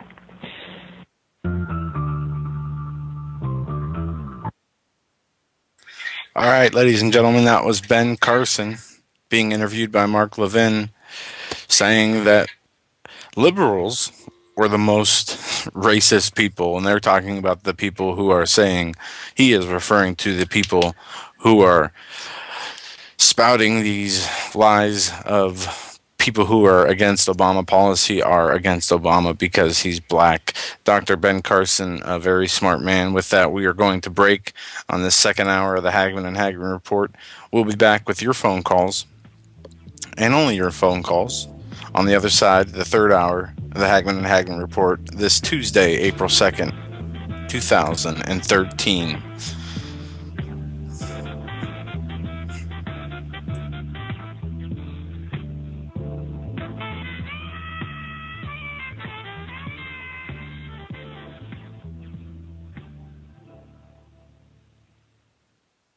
Survival of the fittest. In any and all situations, survival is your number one priority. That requires being tough and thinking smart. And the folks at Freeze Dry Guy are going to help you do just that. They have the long-range patrol ration entrees, what they call the brick pack. When you're in survival mode, it is absolutely the best item for your survival pack or bug-out bag. You can go farther, faster, and carry more food with the LRP cold weather ration entrees. Not only do these long-lasting, durable entrees help sustain you or your family through the harshest environment or situation, they are by far the most delicious of their kind. No contest. With a variety of tasty entrees, you can't beat the LRP brick packs. Let Freeze Dry Guy help you in your survival situations. Go to freezedryguy.com. That's freezedryguy.com. Or call 866-404-3663. That's 866-404-FOOD. Hi, folks. Doug Hagmann here. You might know me as the co-host from the Hagmann and Hagmann Report, or as our frequent guest on Coast to Coast AM with George Norrie. If you're like me, you're tired and confused over today's headlines. You just don't know where to turn for accurate, concise information about really what's going on, what's truly going on in today's society. If you don't know where to turn for accurate, well-researched, and properly vetted news, I've got a suggestion. In fact, it's a requirement. Bookmark Canada Free Press. That's canadafreepress.com on the internet. It's just not for Canada. It's for news across the world. Judy McLeod, founding editor, has put together a vast array of talented writers like Kelly O'Connell, Daniel Greenfield, Dr. Eilita Johnson-Powell, a lot of guest columnists, very talented writers. Folks, that's Canada Free Press at canadafreepress.com. Now mobile friendly. Follow on Facebook, because without America, there is no free world.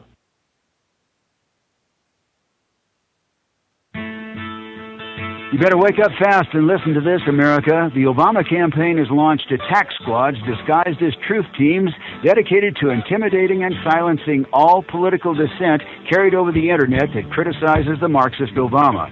Truth Squad specifically focused on covering up Obama's endless trail of lies, corruption, and subversion, and using the Gestapo power of our own government to police and censor the internet and shut down websites that dare to carry the real truth about Obama's Marxist coup. Remember the names of these Gestapo-style agencies at work right there in your neighborhood. KeepingHisWord.com, KeepingGOPHonest.com, and AttackWatch.com. KGB, SS, and Gestapo-style police-state gangster organizations at work to silence the important voices of patriot dissent, some of which have already been shut down by Obama's orders. Adolf Hitler would have been proud. We're the 21st century Tea Party patriots.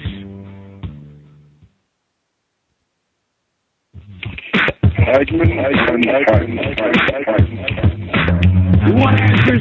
I think I can tell you want answers. I want the truth. You can't handle the truth.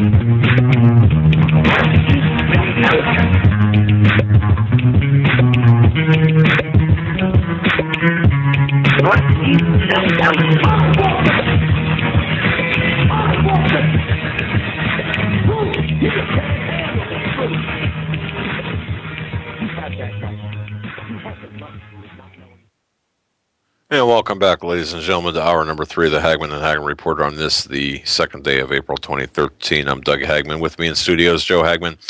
These past 2 hours, brought to you by Freeze Dry Guy. Folks, have you gotten your freeze-dried food? If that is your plan, if as part of your plan, have you put money aside for that? And I've got to tell you, Freeze Dry Guy can tailor a package, whether it's a very small amount or a large amount. They can work with you, and in fact, the people there will spend time with you to assist you in creating whatever you need. And also Granlund Firearms of British Columbia. Carl and Lori Granlund, two of the greatest people I know. They've got a wonderful selection of firearms. And of course, if you are living in the United States and want to purchase a firearm from Canada, they've got a full listing of what's available on their website.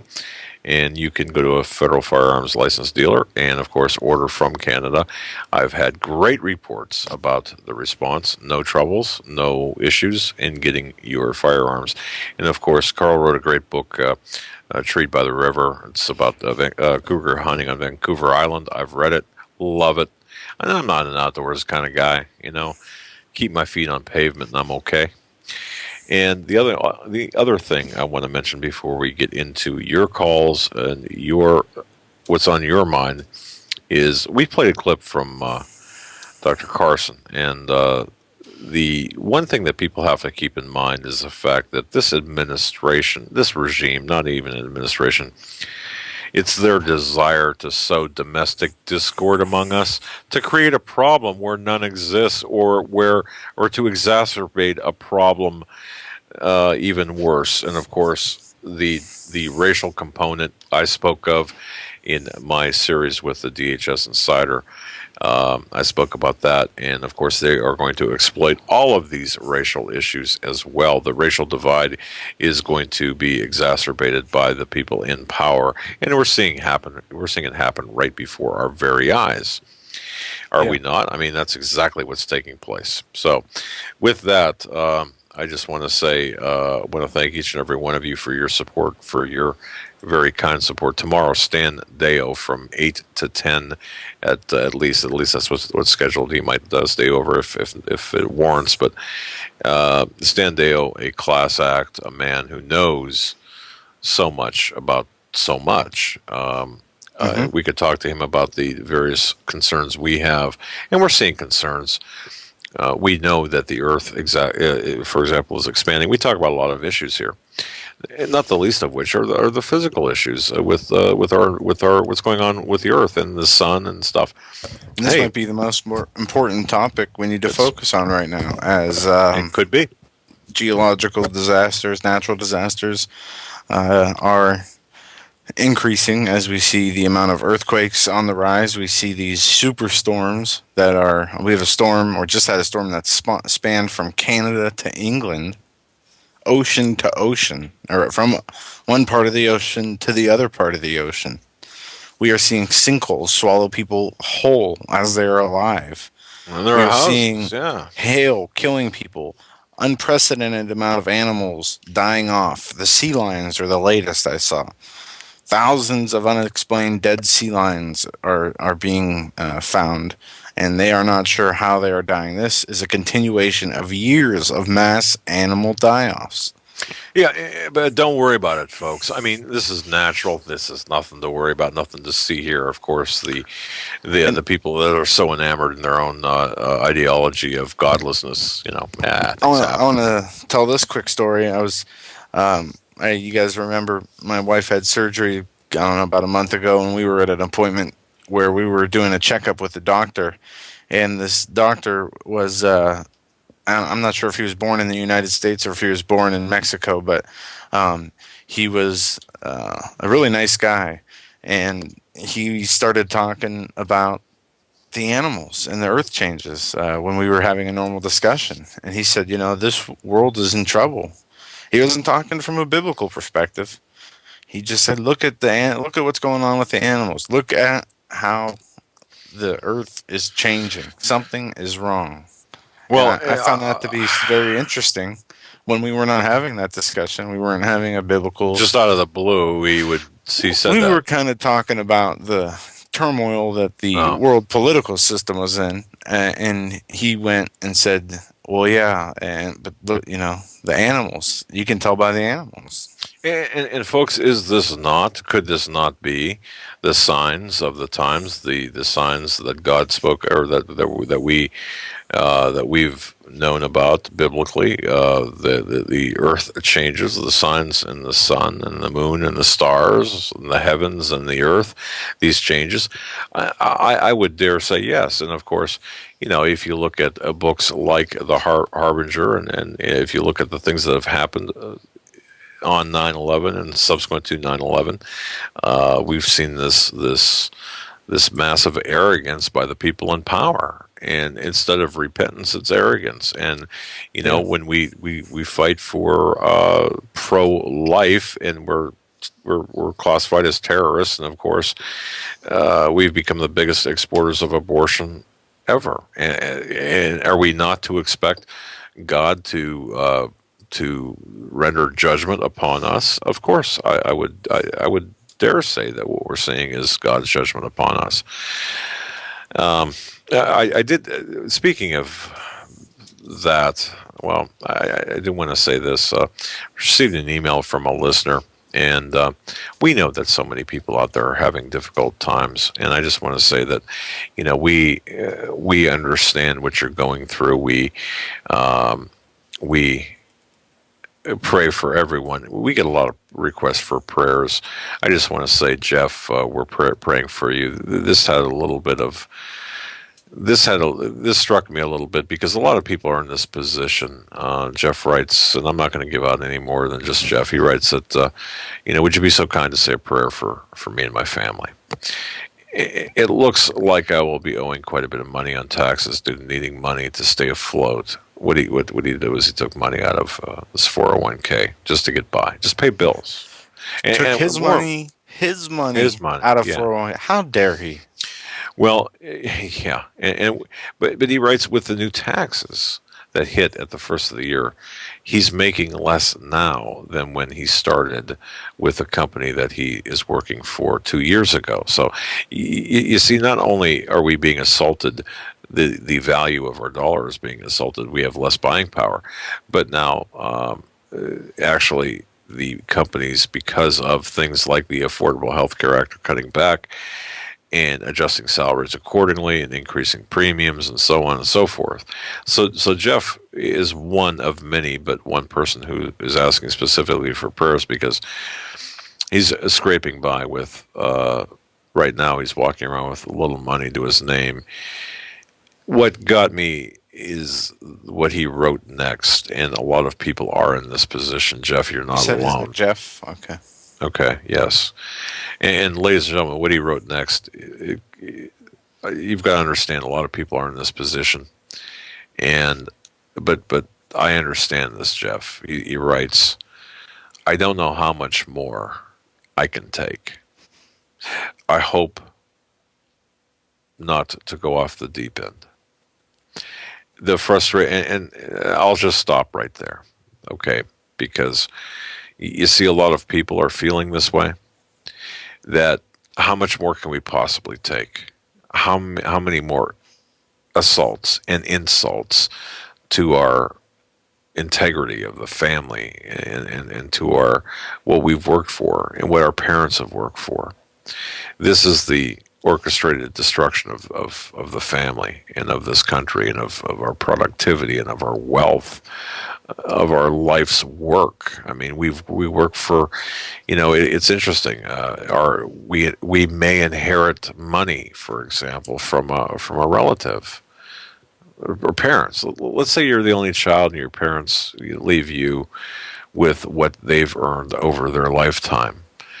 Well, you see that being eroded by the devaluation of our money, and you see that being taken away from you through these backdoor taxes or even the front door taxes. Do we see what's taking place here? The very legacy of our ancestors. This is more than a fight of taxes. It's bigger than taxes. It's more than taxes. It's more than these small issues. These are big issues to many, many people. Yeah. We have somebody in the chat room, James, said that he did the same thing. and he was working hard and took money out from or owes taxes on IRA money, and now his house is in foreclosure. But he says, hang in there. He knows it's hard, but God will see you through it. Look to the Lord for strength. I will be on. And James will be praying for you too. Yeah, James and everybody and Jeff. in any kind of trouble. You are in our prayers. Whether we, I know I'm cutting into your. Well, I you. just want to mention something Go ahead. about this. Well, yeah, I just want to mention this. I'm going to be on the Tucson Temple Baptist channel. Apparently, Temple Baptist Church out of Tucson. Pastor Cliff Lawton. He's on like 26 channels, or he's got a nationally syndicated television program. I'm going to be on this week. Going to record a program midnight on Friday, actually. But the reason I brought him up and the reason I mentioned this is he had stated that for the first time in his history as being a pastor, that he received a tax bill from the city of Tucson. Tax-free. He's a 501c3. But what happened was he's renting a building, and of course he's paying property taxes, or he's paying property taxes through the rent. But he received a tax bill for the assets, the furnishings inside the building, and of course he's fighting this right now. Wait a second. Yes. He received an annual. Would this be an annual or one time? Okay. I was trying to actually find out so something he purchased, he paid a tax on. No, they assessed in some sort of assessment. They assessed his tabernacle and his. But he already bought and purchased that equipment and paid tax when he purchased that equipment. I understand what you're saying. It's. I'm trying to understand. I'm sorry. Look, all I'm saying to you is, for the first time ever, according to Pastor Lawton, and I may not have this exactly correct, but I will through future discussions.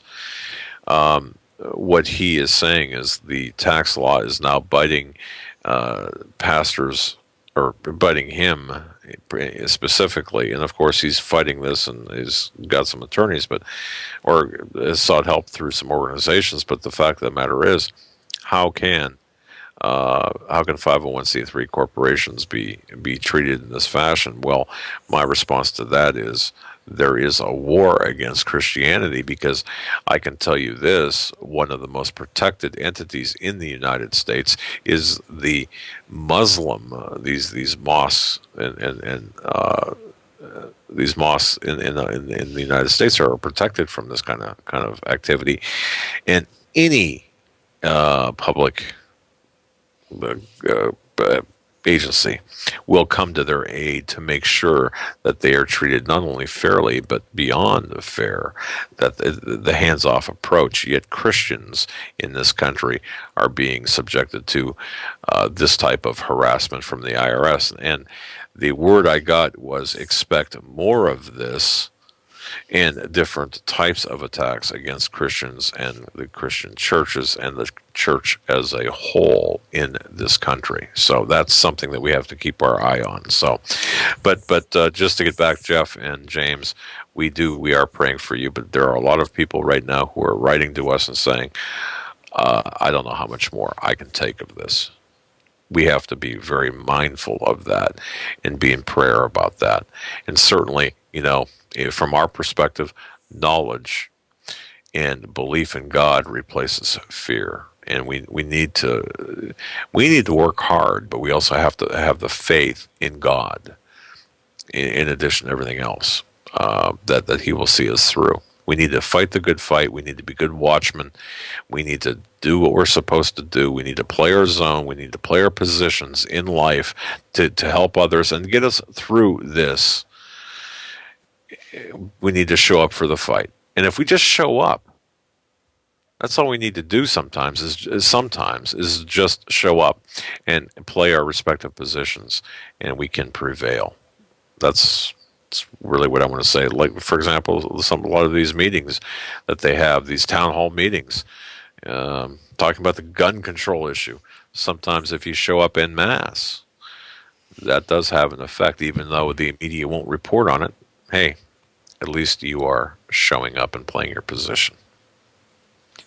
We're going to go to the phone lines. 661-244-9839 is the area, or is the phone number. First call, we're going to 316 first. This is Dr. Elizabeth Matke, has a show, Tribulation News, here on Blog Talk Radio. Her 30th birthday is in 2 days. We have been a guest on her show on Blog Talk Radio and on BBS Radio, both separate times. That's right. There was a good show. And with that, I'd like to bring on Dr. Elizabeth Matke. How are you doing this evening? She's a doctor of divinity, by the way. Hi, everybody. What, Doug? Doctor, you're up. I'm sorry. Hi, Doug. I'm Joe. Thank you. You mentioned the Bible miniseries on History Channel earlier. Yes. And I saw a little bit of that, and what I did see, I didn't like. For example, when they were crossing the Red Sea, they had Moses plant his staff into the Red Sea, and the sea parted. And that is not biblical, as we see in Exodus 14, because he stretched out his hands, his arms, he stretched them out. And so that, isn't it rather accurate trivial, though? Well, no, if you think of Moses striking the rock for water, he did that out of his own will instead of the Lord's will. Doing that instead of the Lord providing the water, he did it through his own will and his own power, striking the rock. So I see what she's saying in a way. It symbolizes that he parted the Red Sea more so than the power of the Lord. Am I getting that right? Yes. Okay. Is there anything else? Is there anything else aside from that? I don't. Did you watch the whole series? No, I'm not watching the whole series. I'm hesitant to watch anything on TV anymore. Okay. The other thing I noticed is that they just kind of jump around with what goes on in Scripture. They don't cover it in its entirety, and that can make it confusing for anybody who's not familiar with the Bible. That's true. That was one thing that I noticed from what I did see. It was very, it was even more disjointed than our program often is. It was difficult to follow at times. I mean, yeah, I understand that. But okay, yeah, and that's a fair criticism of that, I believe. But isn't it interesting? Do you find it interesting that this show broke all sorts of records? What does that tell us? Does it tell us that people are interested now, more interested now in what's going on? That we have more believers? I mean, isn't this a good thing overall? Yeah, overall, I definitely believe it is a good thing. I just wish they portrayed it more accurately, because there are movies out there that are more accurate than the Bible miniseries. That's right. That's right. Okay. Well, fair enough on that.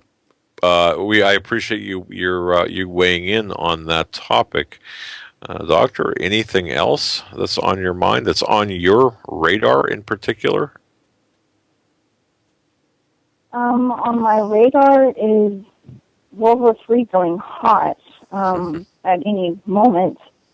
I've been talking to Pierre lately, and he's been keeping me up to speed with his inside sources as well, and that has been really on my radar because of how everyone is so strategically getting ready, not only in the Korean Peninsula, but even with what you mentioned tonight with over there in the Middle East.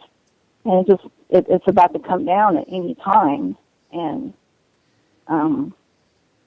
it's just, at times it's hard to fathom, but because no one can fathom a nuclear bomb, for example, going off in their own country, and yet it's that close. And then, of course, you have with the economic collapse that will follow shortly thereafter, or however it all hits the fan, because it's all going to be a chain reaction, the way you mentioned it, and the way I've been describing it on my show, and it's it's mind-boggling, but it's also very exciting because we get to repeat the book of Acts, and we get to spread the gospel, and of course you have fighting the good fight of faith in the midst of all of that, and we'll see God work in amazing ways. And I just keep telling people, stay focused on Christ. He is in control. He'll get us through this. We will overcome.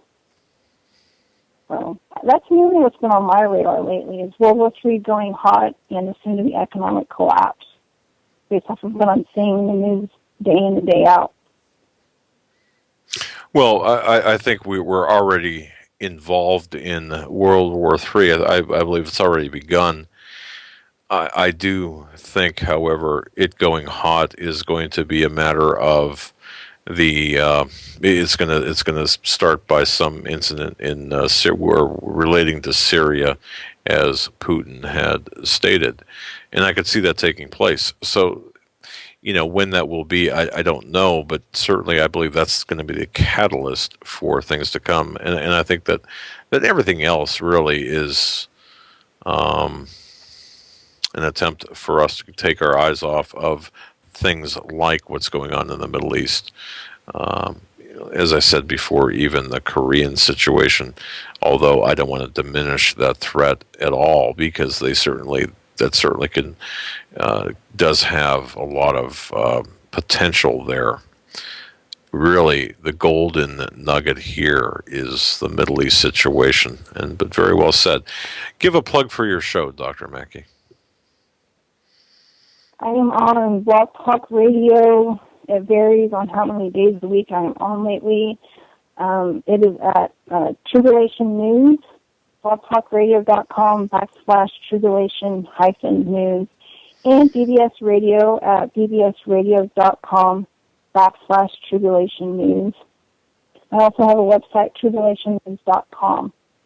So please feel free to follow me on Blog Talk and on BBS, and email me, call into my shows, whatever you like to do, just keep it appropriate. Very good. We appreciate your call. God bless you. Have a great night. Thanks for calling, and that's Tribulation News Radio on BTR, on the BTR platform. God bless you, Doctor. Thank you so much. Folks, I'll tell you, we've got a lot of watchmen out there, and we all need to stick together, and together we can make a difference. I believe that. I believe we can make a difference. We're not going to stop what's coming, but we can mitigate. We certainly could throw a monkey wrench into their plans. We don't have to make it easy for them. Let's not make it easy for them. No, we need to get as many people to the Lord as possible, and that is the only thing that can be salvaged, I believe, in this time. Moving on the phone lines, we're going to go to area code 918.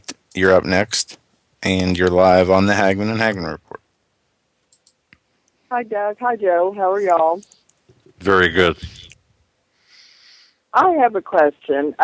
You brought up the 401k issue with the Jeff gentleman just a while ago, and I work for a company now and have a small 401k, and a couple of years ago I stopped any further funds going into it once I snapped to what's going on here, And Anyway, I have been trying to get what funds I do have out, because I could sure use them right now. And there is no way I can get my money. I have tried every avenue, and I hear y'all and Steve Quell saying, get your 401ks, get it out before Obama gets it, and I cannot get my money whatsoever. And I didn't know if you had any advice for me or input or anything on how to get my money. It's my money, and I don't even want what my company has amassed. I just want what my share, and I can't get it. When you say you can't get it, can I ask who is denying you? Is it? I mean, obviously you are. Go ahead.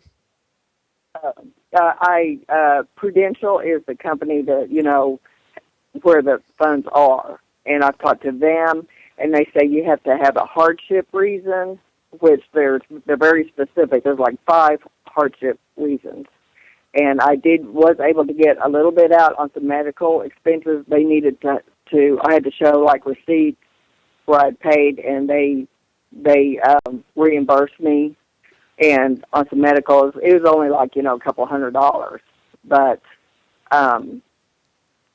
they have told me if you're not retiring, because it is a retirement fund, is what they say, or meet one of these hardship reasons, and I don't right now. I just want my money just to be able to live, and just can't get it. So, and I also called the human resources at where I work and talked to them, and they tell me basically the same thing. And it's just like I'm just beating my head against the wall trying to get this money, and I just don't think it's fair. But I can't get it. Now, is this your money you're attempting to get out, the money that you deposited, or is this the entirety of the matching funds, or? It's the entirety, but I can't get any. I can't get any out unless I meet one of those hardship reasons. All right. And there's like 5 very specific reasons they give you, and it's on their website, the hardship reasons, unless you're retiring, and I'm not retiring right now. All right. And so when I see y'all say get your 401ks out, I'm like, how do I do that? Well, this is something that we can address with the financial man that we have coming on. Some people are saying that 401ks, there's so many different rules, regulations, loopholes that you really need to check your plan and understand what is in your plan, because you can really get hurt trying to take out money if it is stipulated in your contract a certain way. Some say you have to leave the company before you can get that money. Some say you will be taxed to the point of more money than what you had in there if you take it out and it's written in your contract the wrong way. Talk to an accountant. Talk to a financial advisor. A certified public accountant, I would. Can I ask, how close are you to retirement age? Are you close? I am 53, and and also the company I work for does have a pension, and I know that I'll probably never get that, but that would be nice to get too. It's almost like worth retiring early and just try to get that money, any money I could get, but that's just not feasible right now. But I don't know. I'm just I don't know. Wow. I know that I would probably pay a penalty, but I figure paying a penalty and getting something would be better than getting nothing ever. And I just really am to the point where I'm thinking I'll just probably never see it. On a humorous side, somebody posted this in the chat room, and I'll repost it. A quote from J.G. Wentworth: "It's my money, and I want it now." Those were the commercials that ran for the collecting on annuities early. Yeah, but just go talk to somebody who really does know the ins and outs of the financial contract world, and hopefully they can guide you. And some are saying, it's better to get 40% of your money than 0% of your money. But she can't get any. I would rather have 20%. I think anything is better than nothing. But I'm getting nothing now. That's for sure. Yeah. Well, one more personal question, and you don't have to answer this, but are we talking about a lot of money? Not really. I think the last time I checked, there might be like $8,000 in there, over the years. And so, it's not just chump change, but it would sure buy some groceries to put in the basement, for... Yeah, that's a lot of money. I mean, to me, I didn't know if it was 8,000 or 80 or whatever. Right. No, I don't know. I just don't know. And I've been trying over the last probably 6 months, talking to people at my human resources at the job and Prudential. And I will call them periodically, say, can I get my money? Oh, well, do you meet these hardship reasons? Are you retiring? No. Well, no, you can't have it. Oh, it's so frustrating. Man. But at least I did snap to what's going on and stopped putting any more funds into it. I can use it now instead of never, apparently. But Well, that's good. And caller, I want to thank you very much for sharing that. And certainly, this reminds us to remind all of you out there, look into your 401k or whatever plan you might have at your place of employment. Ask for a copy of the contract. Ask questions. Make sure you know where you stand, because here we have a caller wanting her money and can't getting any of it unless she meets some very stringent, very specific requirements. This is something that we all should be prepared for. And I want to thank you for alerting us. Look, I'm not a financial guy, so I never had a 401k. So being self-employed, but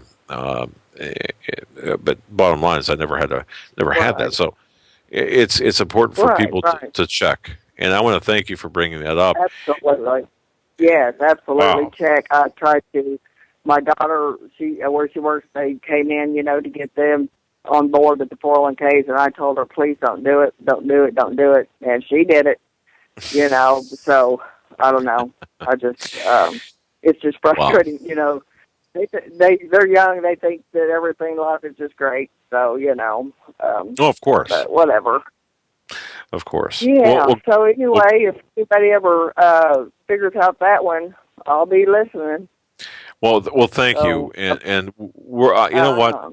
I'm going to just check too tomorrow during office hours with my account now, because I've got to talk to him tomorrow anyway, trying to figure out how to extend the tax liability that we've got.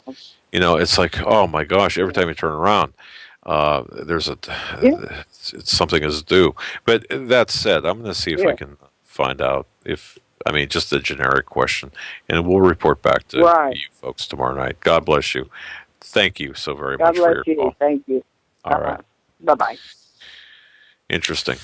So many people having trouble with their money, getting it out, keeping it in the bank, even though they're not the ones taking it out.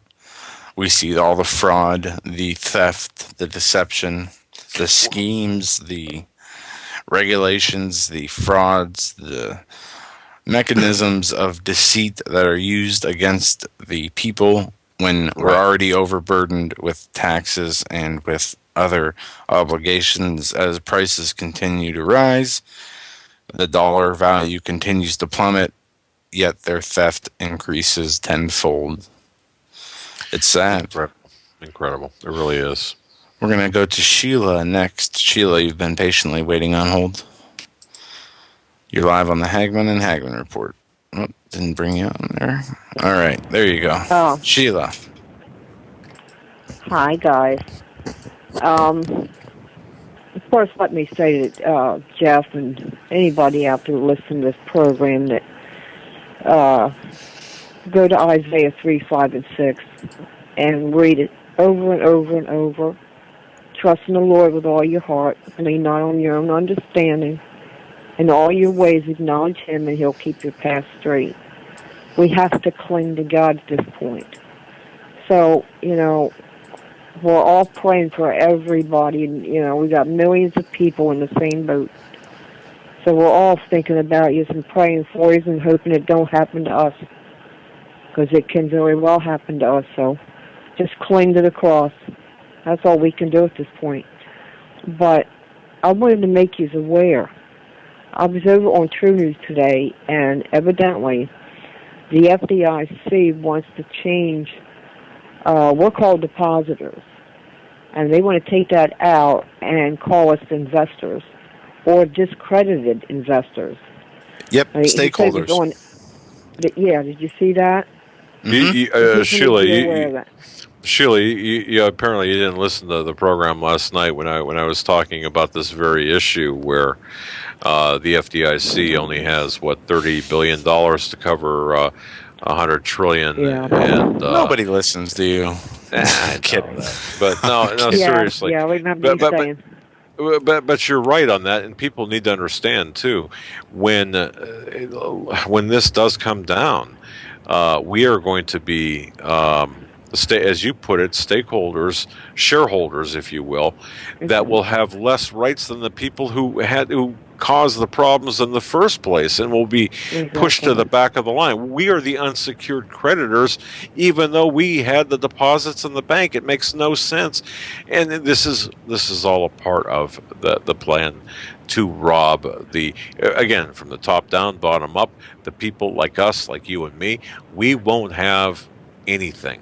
We're going to get an IOU from the bank saying, you know what, you're now a stakeholder in a bank that's not worth anything.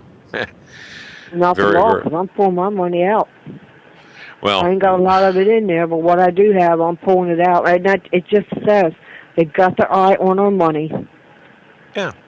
Surely it doesn't matter if you know what, it doesn't matter if you got $10 in the bank or $10,000. Theft is theft. Really? I mean, exactly. It's incredible. Exactly. It really is. Wow. It's disgusting. You know, I ain't smart, but you can see that they got their eye on our money, and that's a warning to get our money out. Well, just like you know V said last time. No, just like V said the last time, what happens in Cyprus is not going to stay in Cyprus. Expect it here in the United States. Expect what's happening over there to come here. People are going to get blindsided by this. People are going to be wringing their hands and gnashing their teeth saying, how could this happen? When, in fact, we've been warning and warning and warning about this. But theft is theft. I didn't mean to interrupt, Sheila. Go ahead and continue with your thought. No, you're fine. You're fine. I had 2 bank accounts, and one of them I closed. And some woman called me from the bank, and she was asking me all these questions, and she was, like, talking really fast. And I was trying to answer the questions. I couldn't even tell you now what the questions were, but anyway, it clicked in my mind, wait a minute, what's this woman doing? You know, and I said to her, what do you want? I'm still dealing with the bank. I got a bank account. What's your problem? What do you want? And she said, well, I just wanted to ask you some questions. Well, I'm not going to answer anymore, and I hung up on her. And that was just closing out one account, and I still had an account with the people. And she was talking really fast, so, you know, there was something amiss there. Yep. You know, with the bank. Believe it or not, I spoke with a person today from a bank. I did not have an account there. This was a solicitation, ostensibly to open an account, which is laughable in and of itself. But this person, it caught me. It just hit me wrong. This person called me, had my name, but wanted to verify it was me, which I understand. But then had asked a lot of questions about my identity. Began to ask a lot of questions about my identity.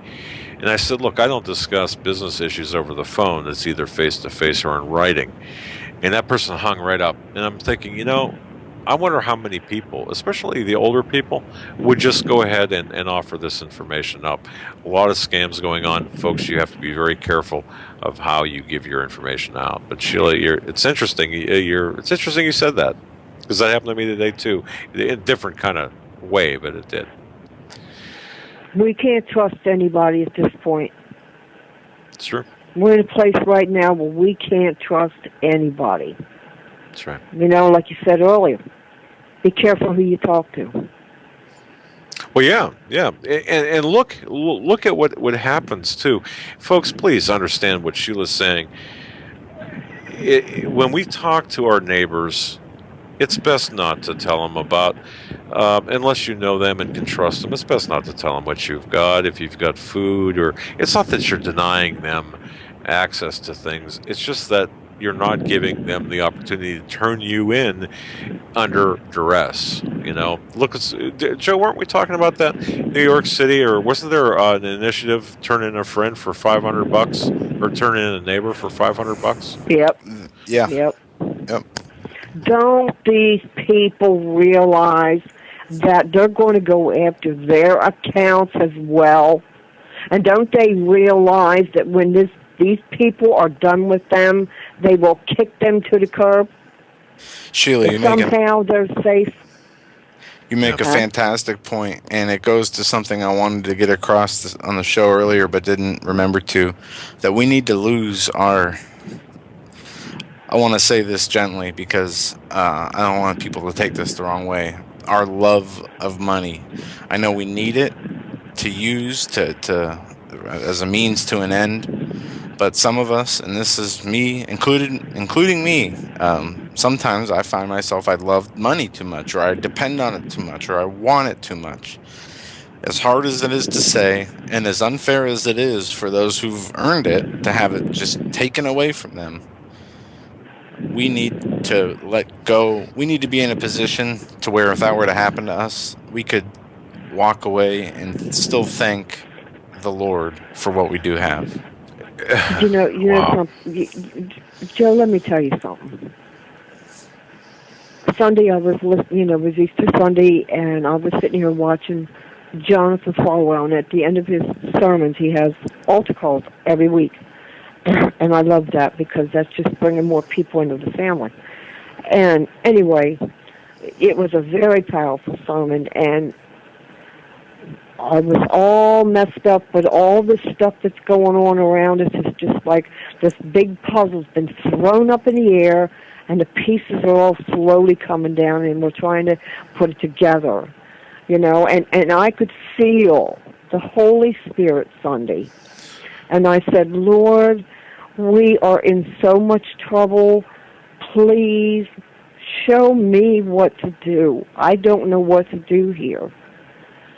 And I just had this overwhelming peace come over me, and he quieted my mind, and I was able to sit here and do what I feel I need to do as far as my family, because I worry about my son's attitude, and I sat here for 4 hours Sunday, and I wrote out a list of all the prepared food I wanted to get, and I went online, and I looked up what I wanted. I wrote it all down. I got it all in order, and I'm doing it in increments.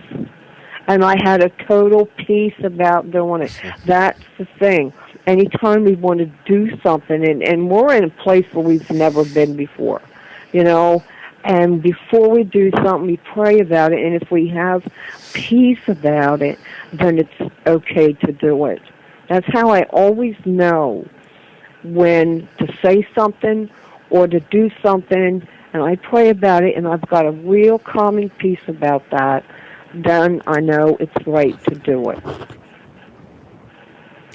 Very good, very good. Because we're treading in dangerous water here. This is something we've never dealt with before, and we're all in it together, and the Lord is right here with us, and we can't forget that. We can't forget that. We need to cling to the cross. I like that statement, cling to the cross. I do. And Sheila, we are all in this together. And exactly. Everyone listening to this broadcast, whether you are in Germany, Israel, Australia, or Iowa, wherever you might be, God bless you, but understand, we're all in this together. You know what? We're human beings. We're God's people, okay? That's right. We can't forget that.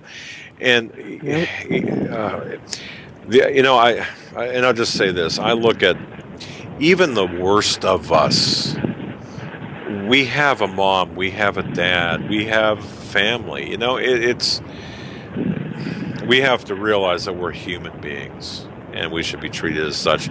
Sheila, your background is overtaking our ability to listen. We're going to cut you loose. I want to thank you very much for your call. God bless you. Have a great night. You too. Wow, that background noise just kind of just overtook the whole. Those huge fans that the Jets have? You ever see the sick video they used to show on TV about the guy who he lived, but he got sucked up through the back of a jet engine? Yeah, it sounds like Sheila starts her call at the beginning of a runway, and as a plane is making its turnaround to get its final takeoff, she sounds like she's standing right there when they rev up the jets and the wind blows. It's kind of interesting how it increases during the call.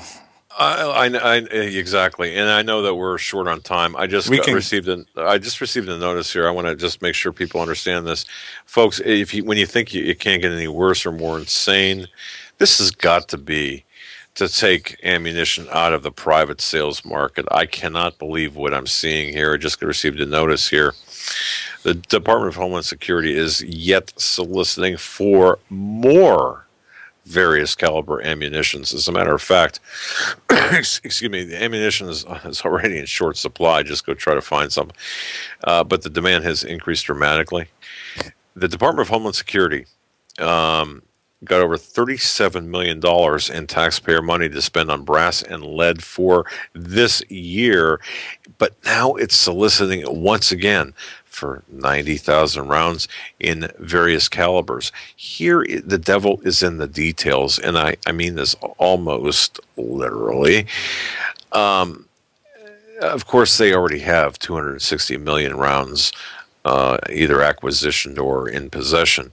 But solicitation, HSFLAR 13Q 00019. For those people who want to look that up, DHS is ordering ammunition now in 45 caliber long Colts, 45 ACP, 22 long rifle, 30-30, 12 gauge shotgun, and 410, as well as 357, 7.69 by 39, and also, well, anyway, that's quite a spread for the Department of Homeland Security. The amounts are delineated according to this solicitation, but you're looking at 12 gauge, 20,000 rounds, 45 long Colt, 4,000 rounds.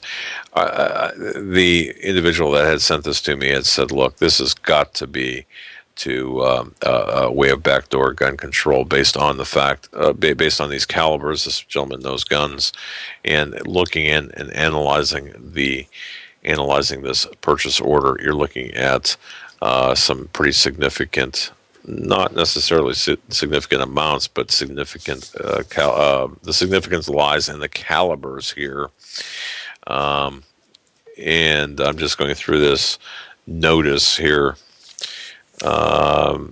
Basically, the fact is this: the different calibers now are going out to cover those that have yet to be in short supply, which including but not limited to the 12 or the various shotgun rounds as well. Once again, the orders are coming in more and more frequent with different rounds. The devil here is in the details. Just want to share that with everyone. Just got this at 10:45 Eastern Time on this day. All right. Well, we got only a couple minutes left of the show. I guess we'll take one more call to end out the show here. We'll go to area code 503. You've been on hold the longest, and you're up live on the Hagmann Report. Hi, guys. I just wanted to talk about the Bible movie. Yes. And I was excited about it at first until I found something on Facebook talking about who was on the board. And I'm trying to find it on the internet now, but I can't find it. But it was like they had Rick Warren on there, Joel Osteen, T.D. Jakes, and a long list of these people, and a lot of them were New Agers. And it was just like... They were on the board to create of what, the production or consulting on the movie, or oh wow, did you know that, Joe? And so the people like Rick Warren, and such that were on the board. I didn't know that, caller. Anybody in there who from what I've heard, you mentioned were mostly tolerant, accepting of everything New Age pastors. Yeah, New Agers, yeah. Was there anybody in there that surprised you? Well, as soon as I saw the list, it all surprised me because I was looking forward to seeing it. And then I'm trying to find it again, but I can't. But that was going to be my same response. And my question would be, why would they need to consult pastors on what's in the Bible? who put this series together that Well, they can't they discern always for have. themselves. They always have consultants, though. They always have production consultants and executive consultants. Every movie. If you you have were a going to cop go show. to Look, for CSI. economics, if you were going to look for economic consultants, you wouldn't go to John Corzine or Well, it depends on what you were doing. I guess But that's no, true. but caller, that was my response too when Joe asked, did any of this surprise you? Everyone would surprise me. Holy cow, it's surprising indeed. Yeah, and it's not good. And it's amazing how this new emergent church thing is coming out. I mean, it's through the Portland churches really bad, and it's just like V was saying the other night. It's just like a milquetoast church.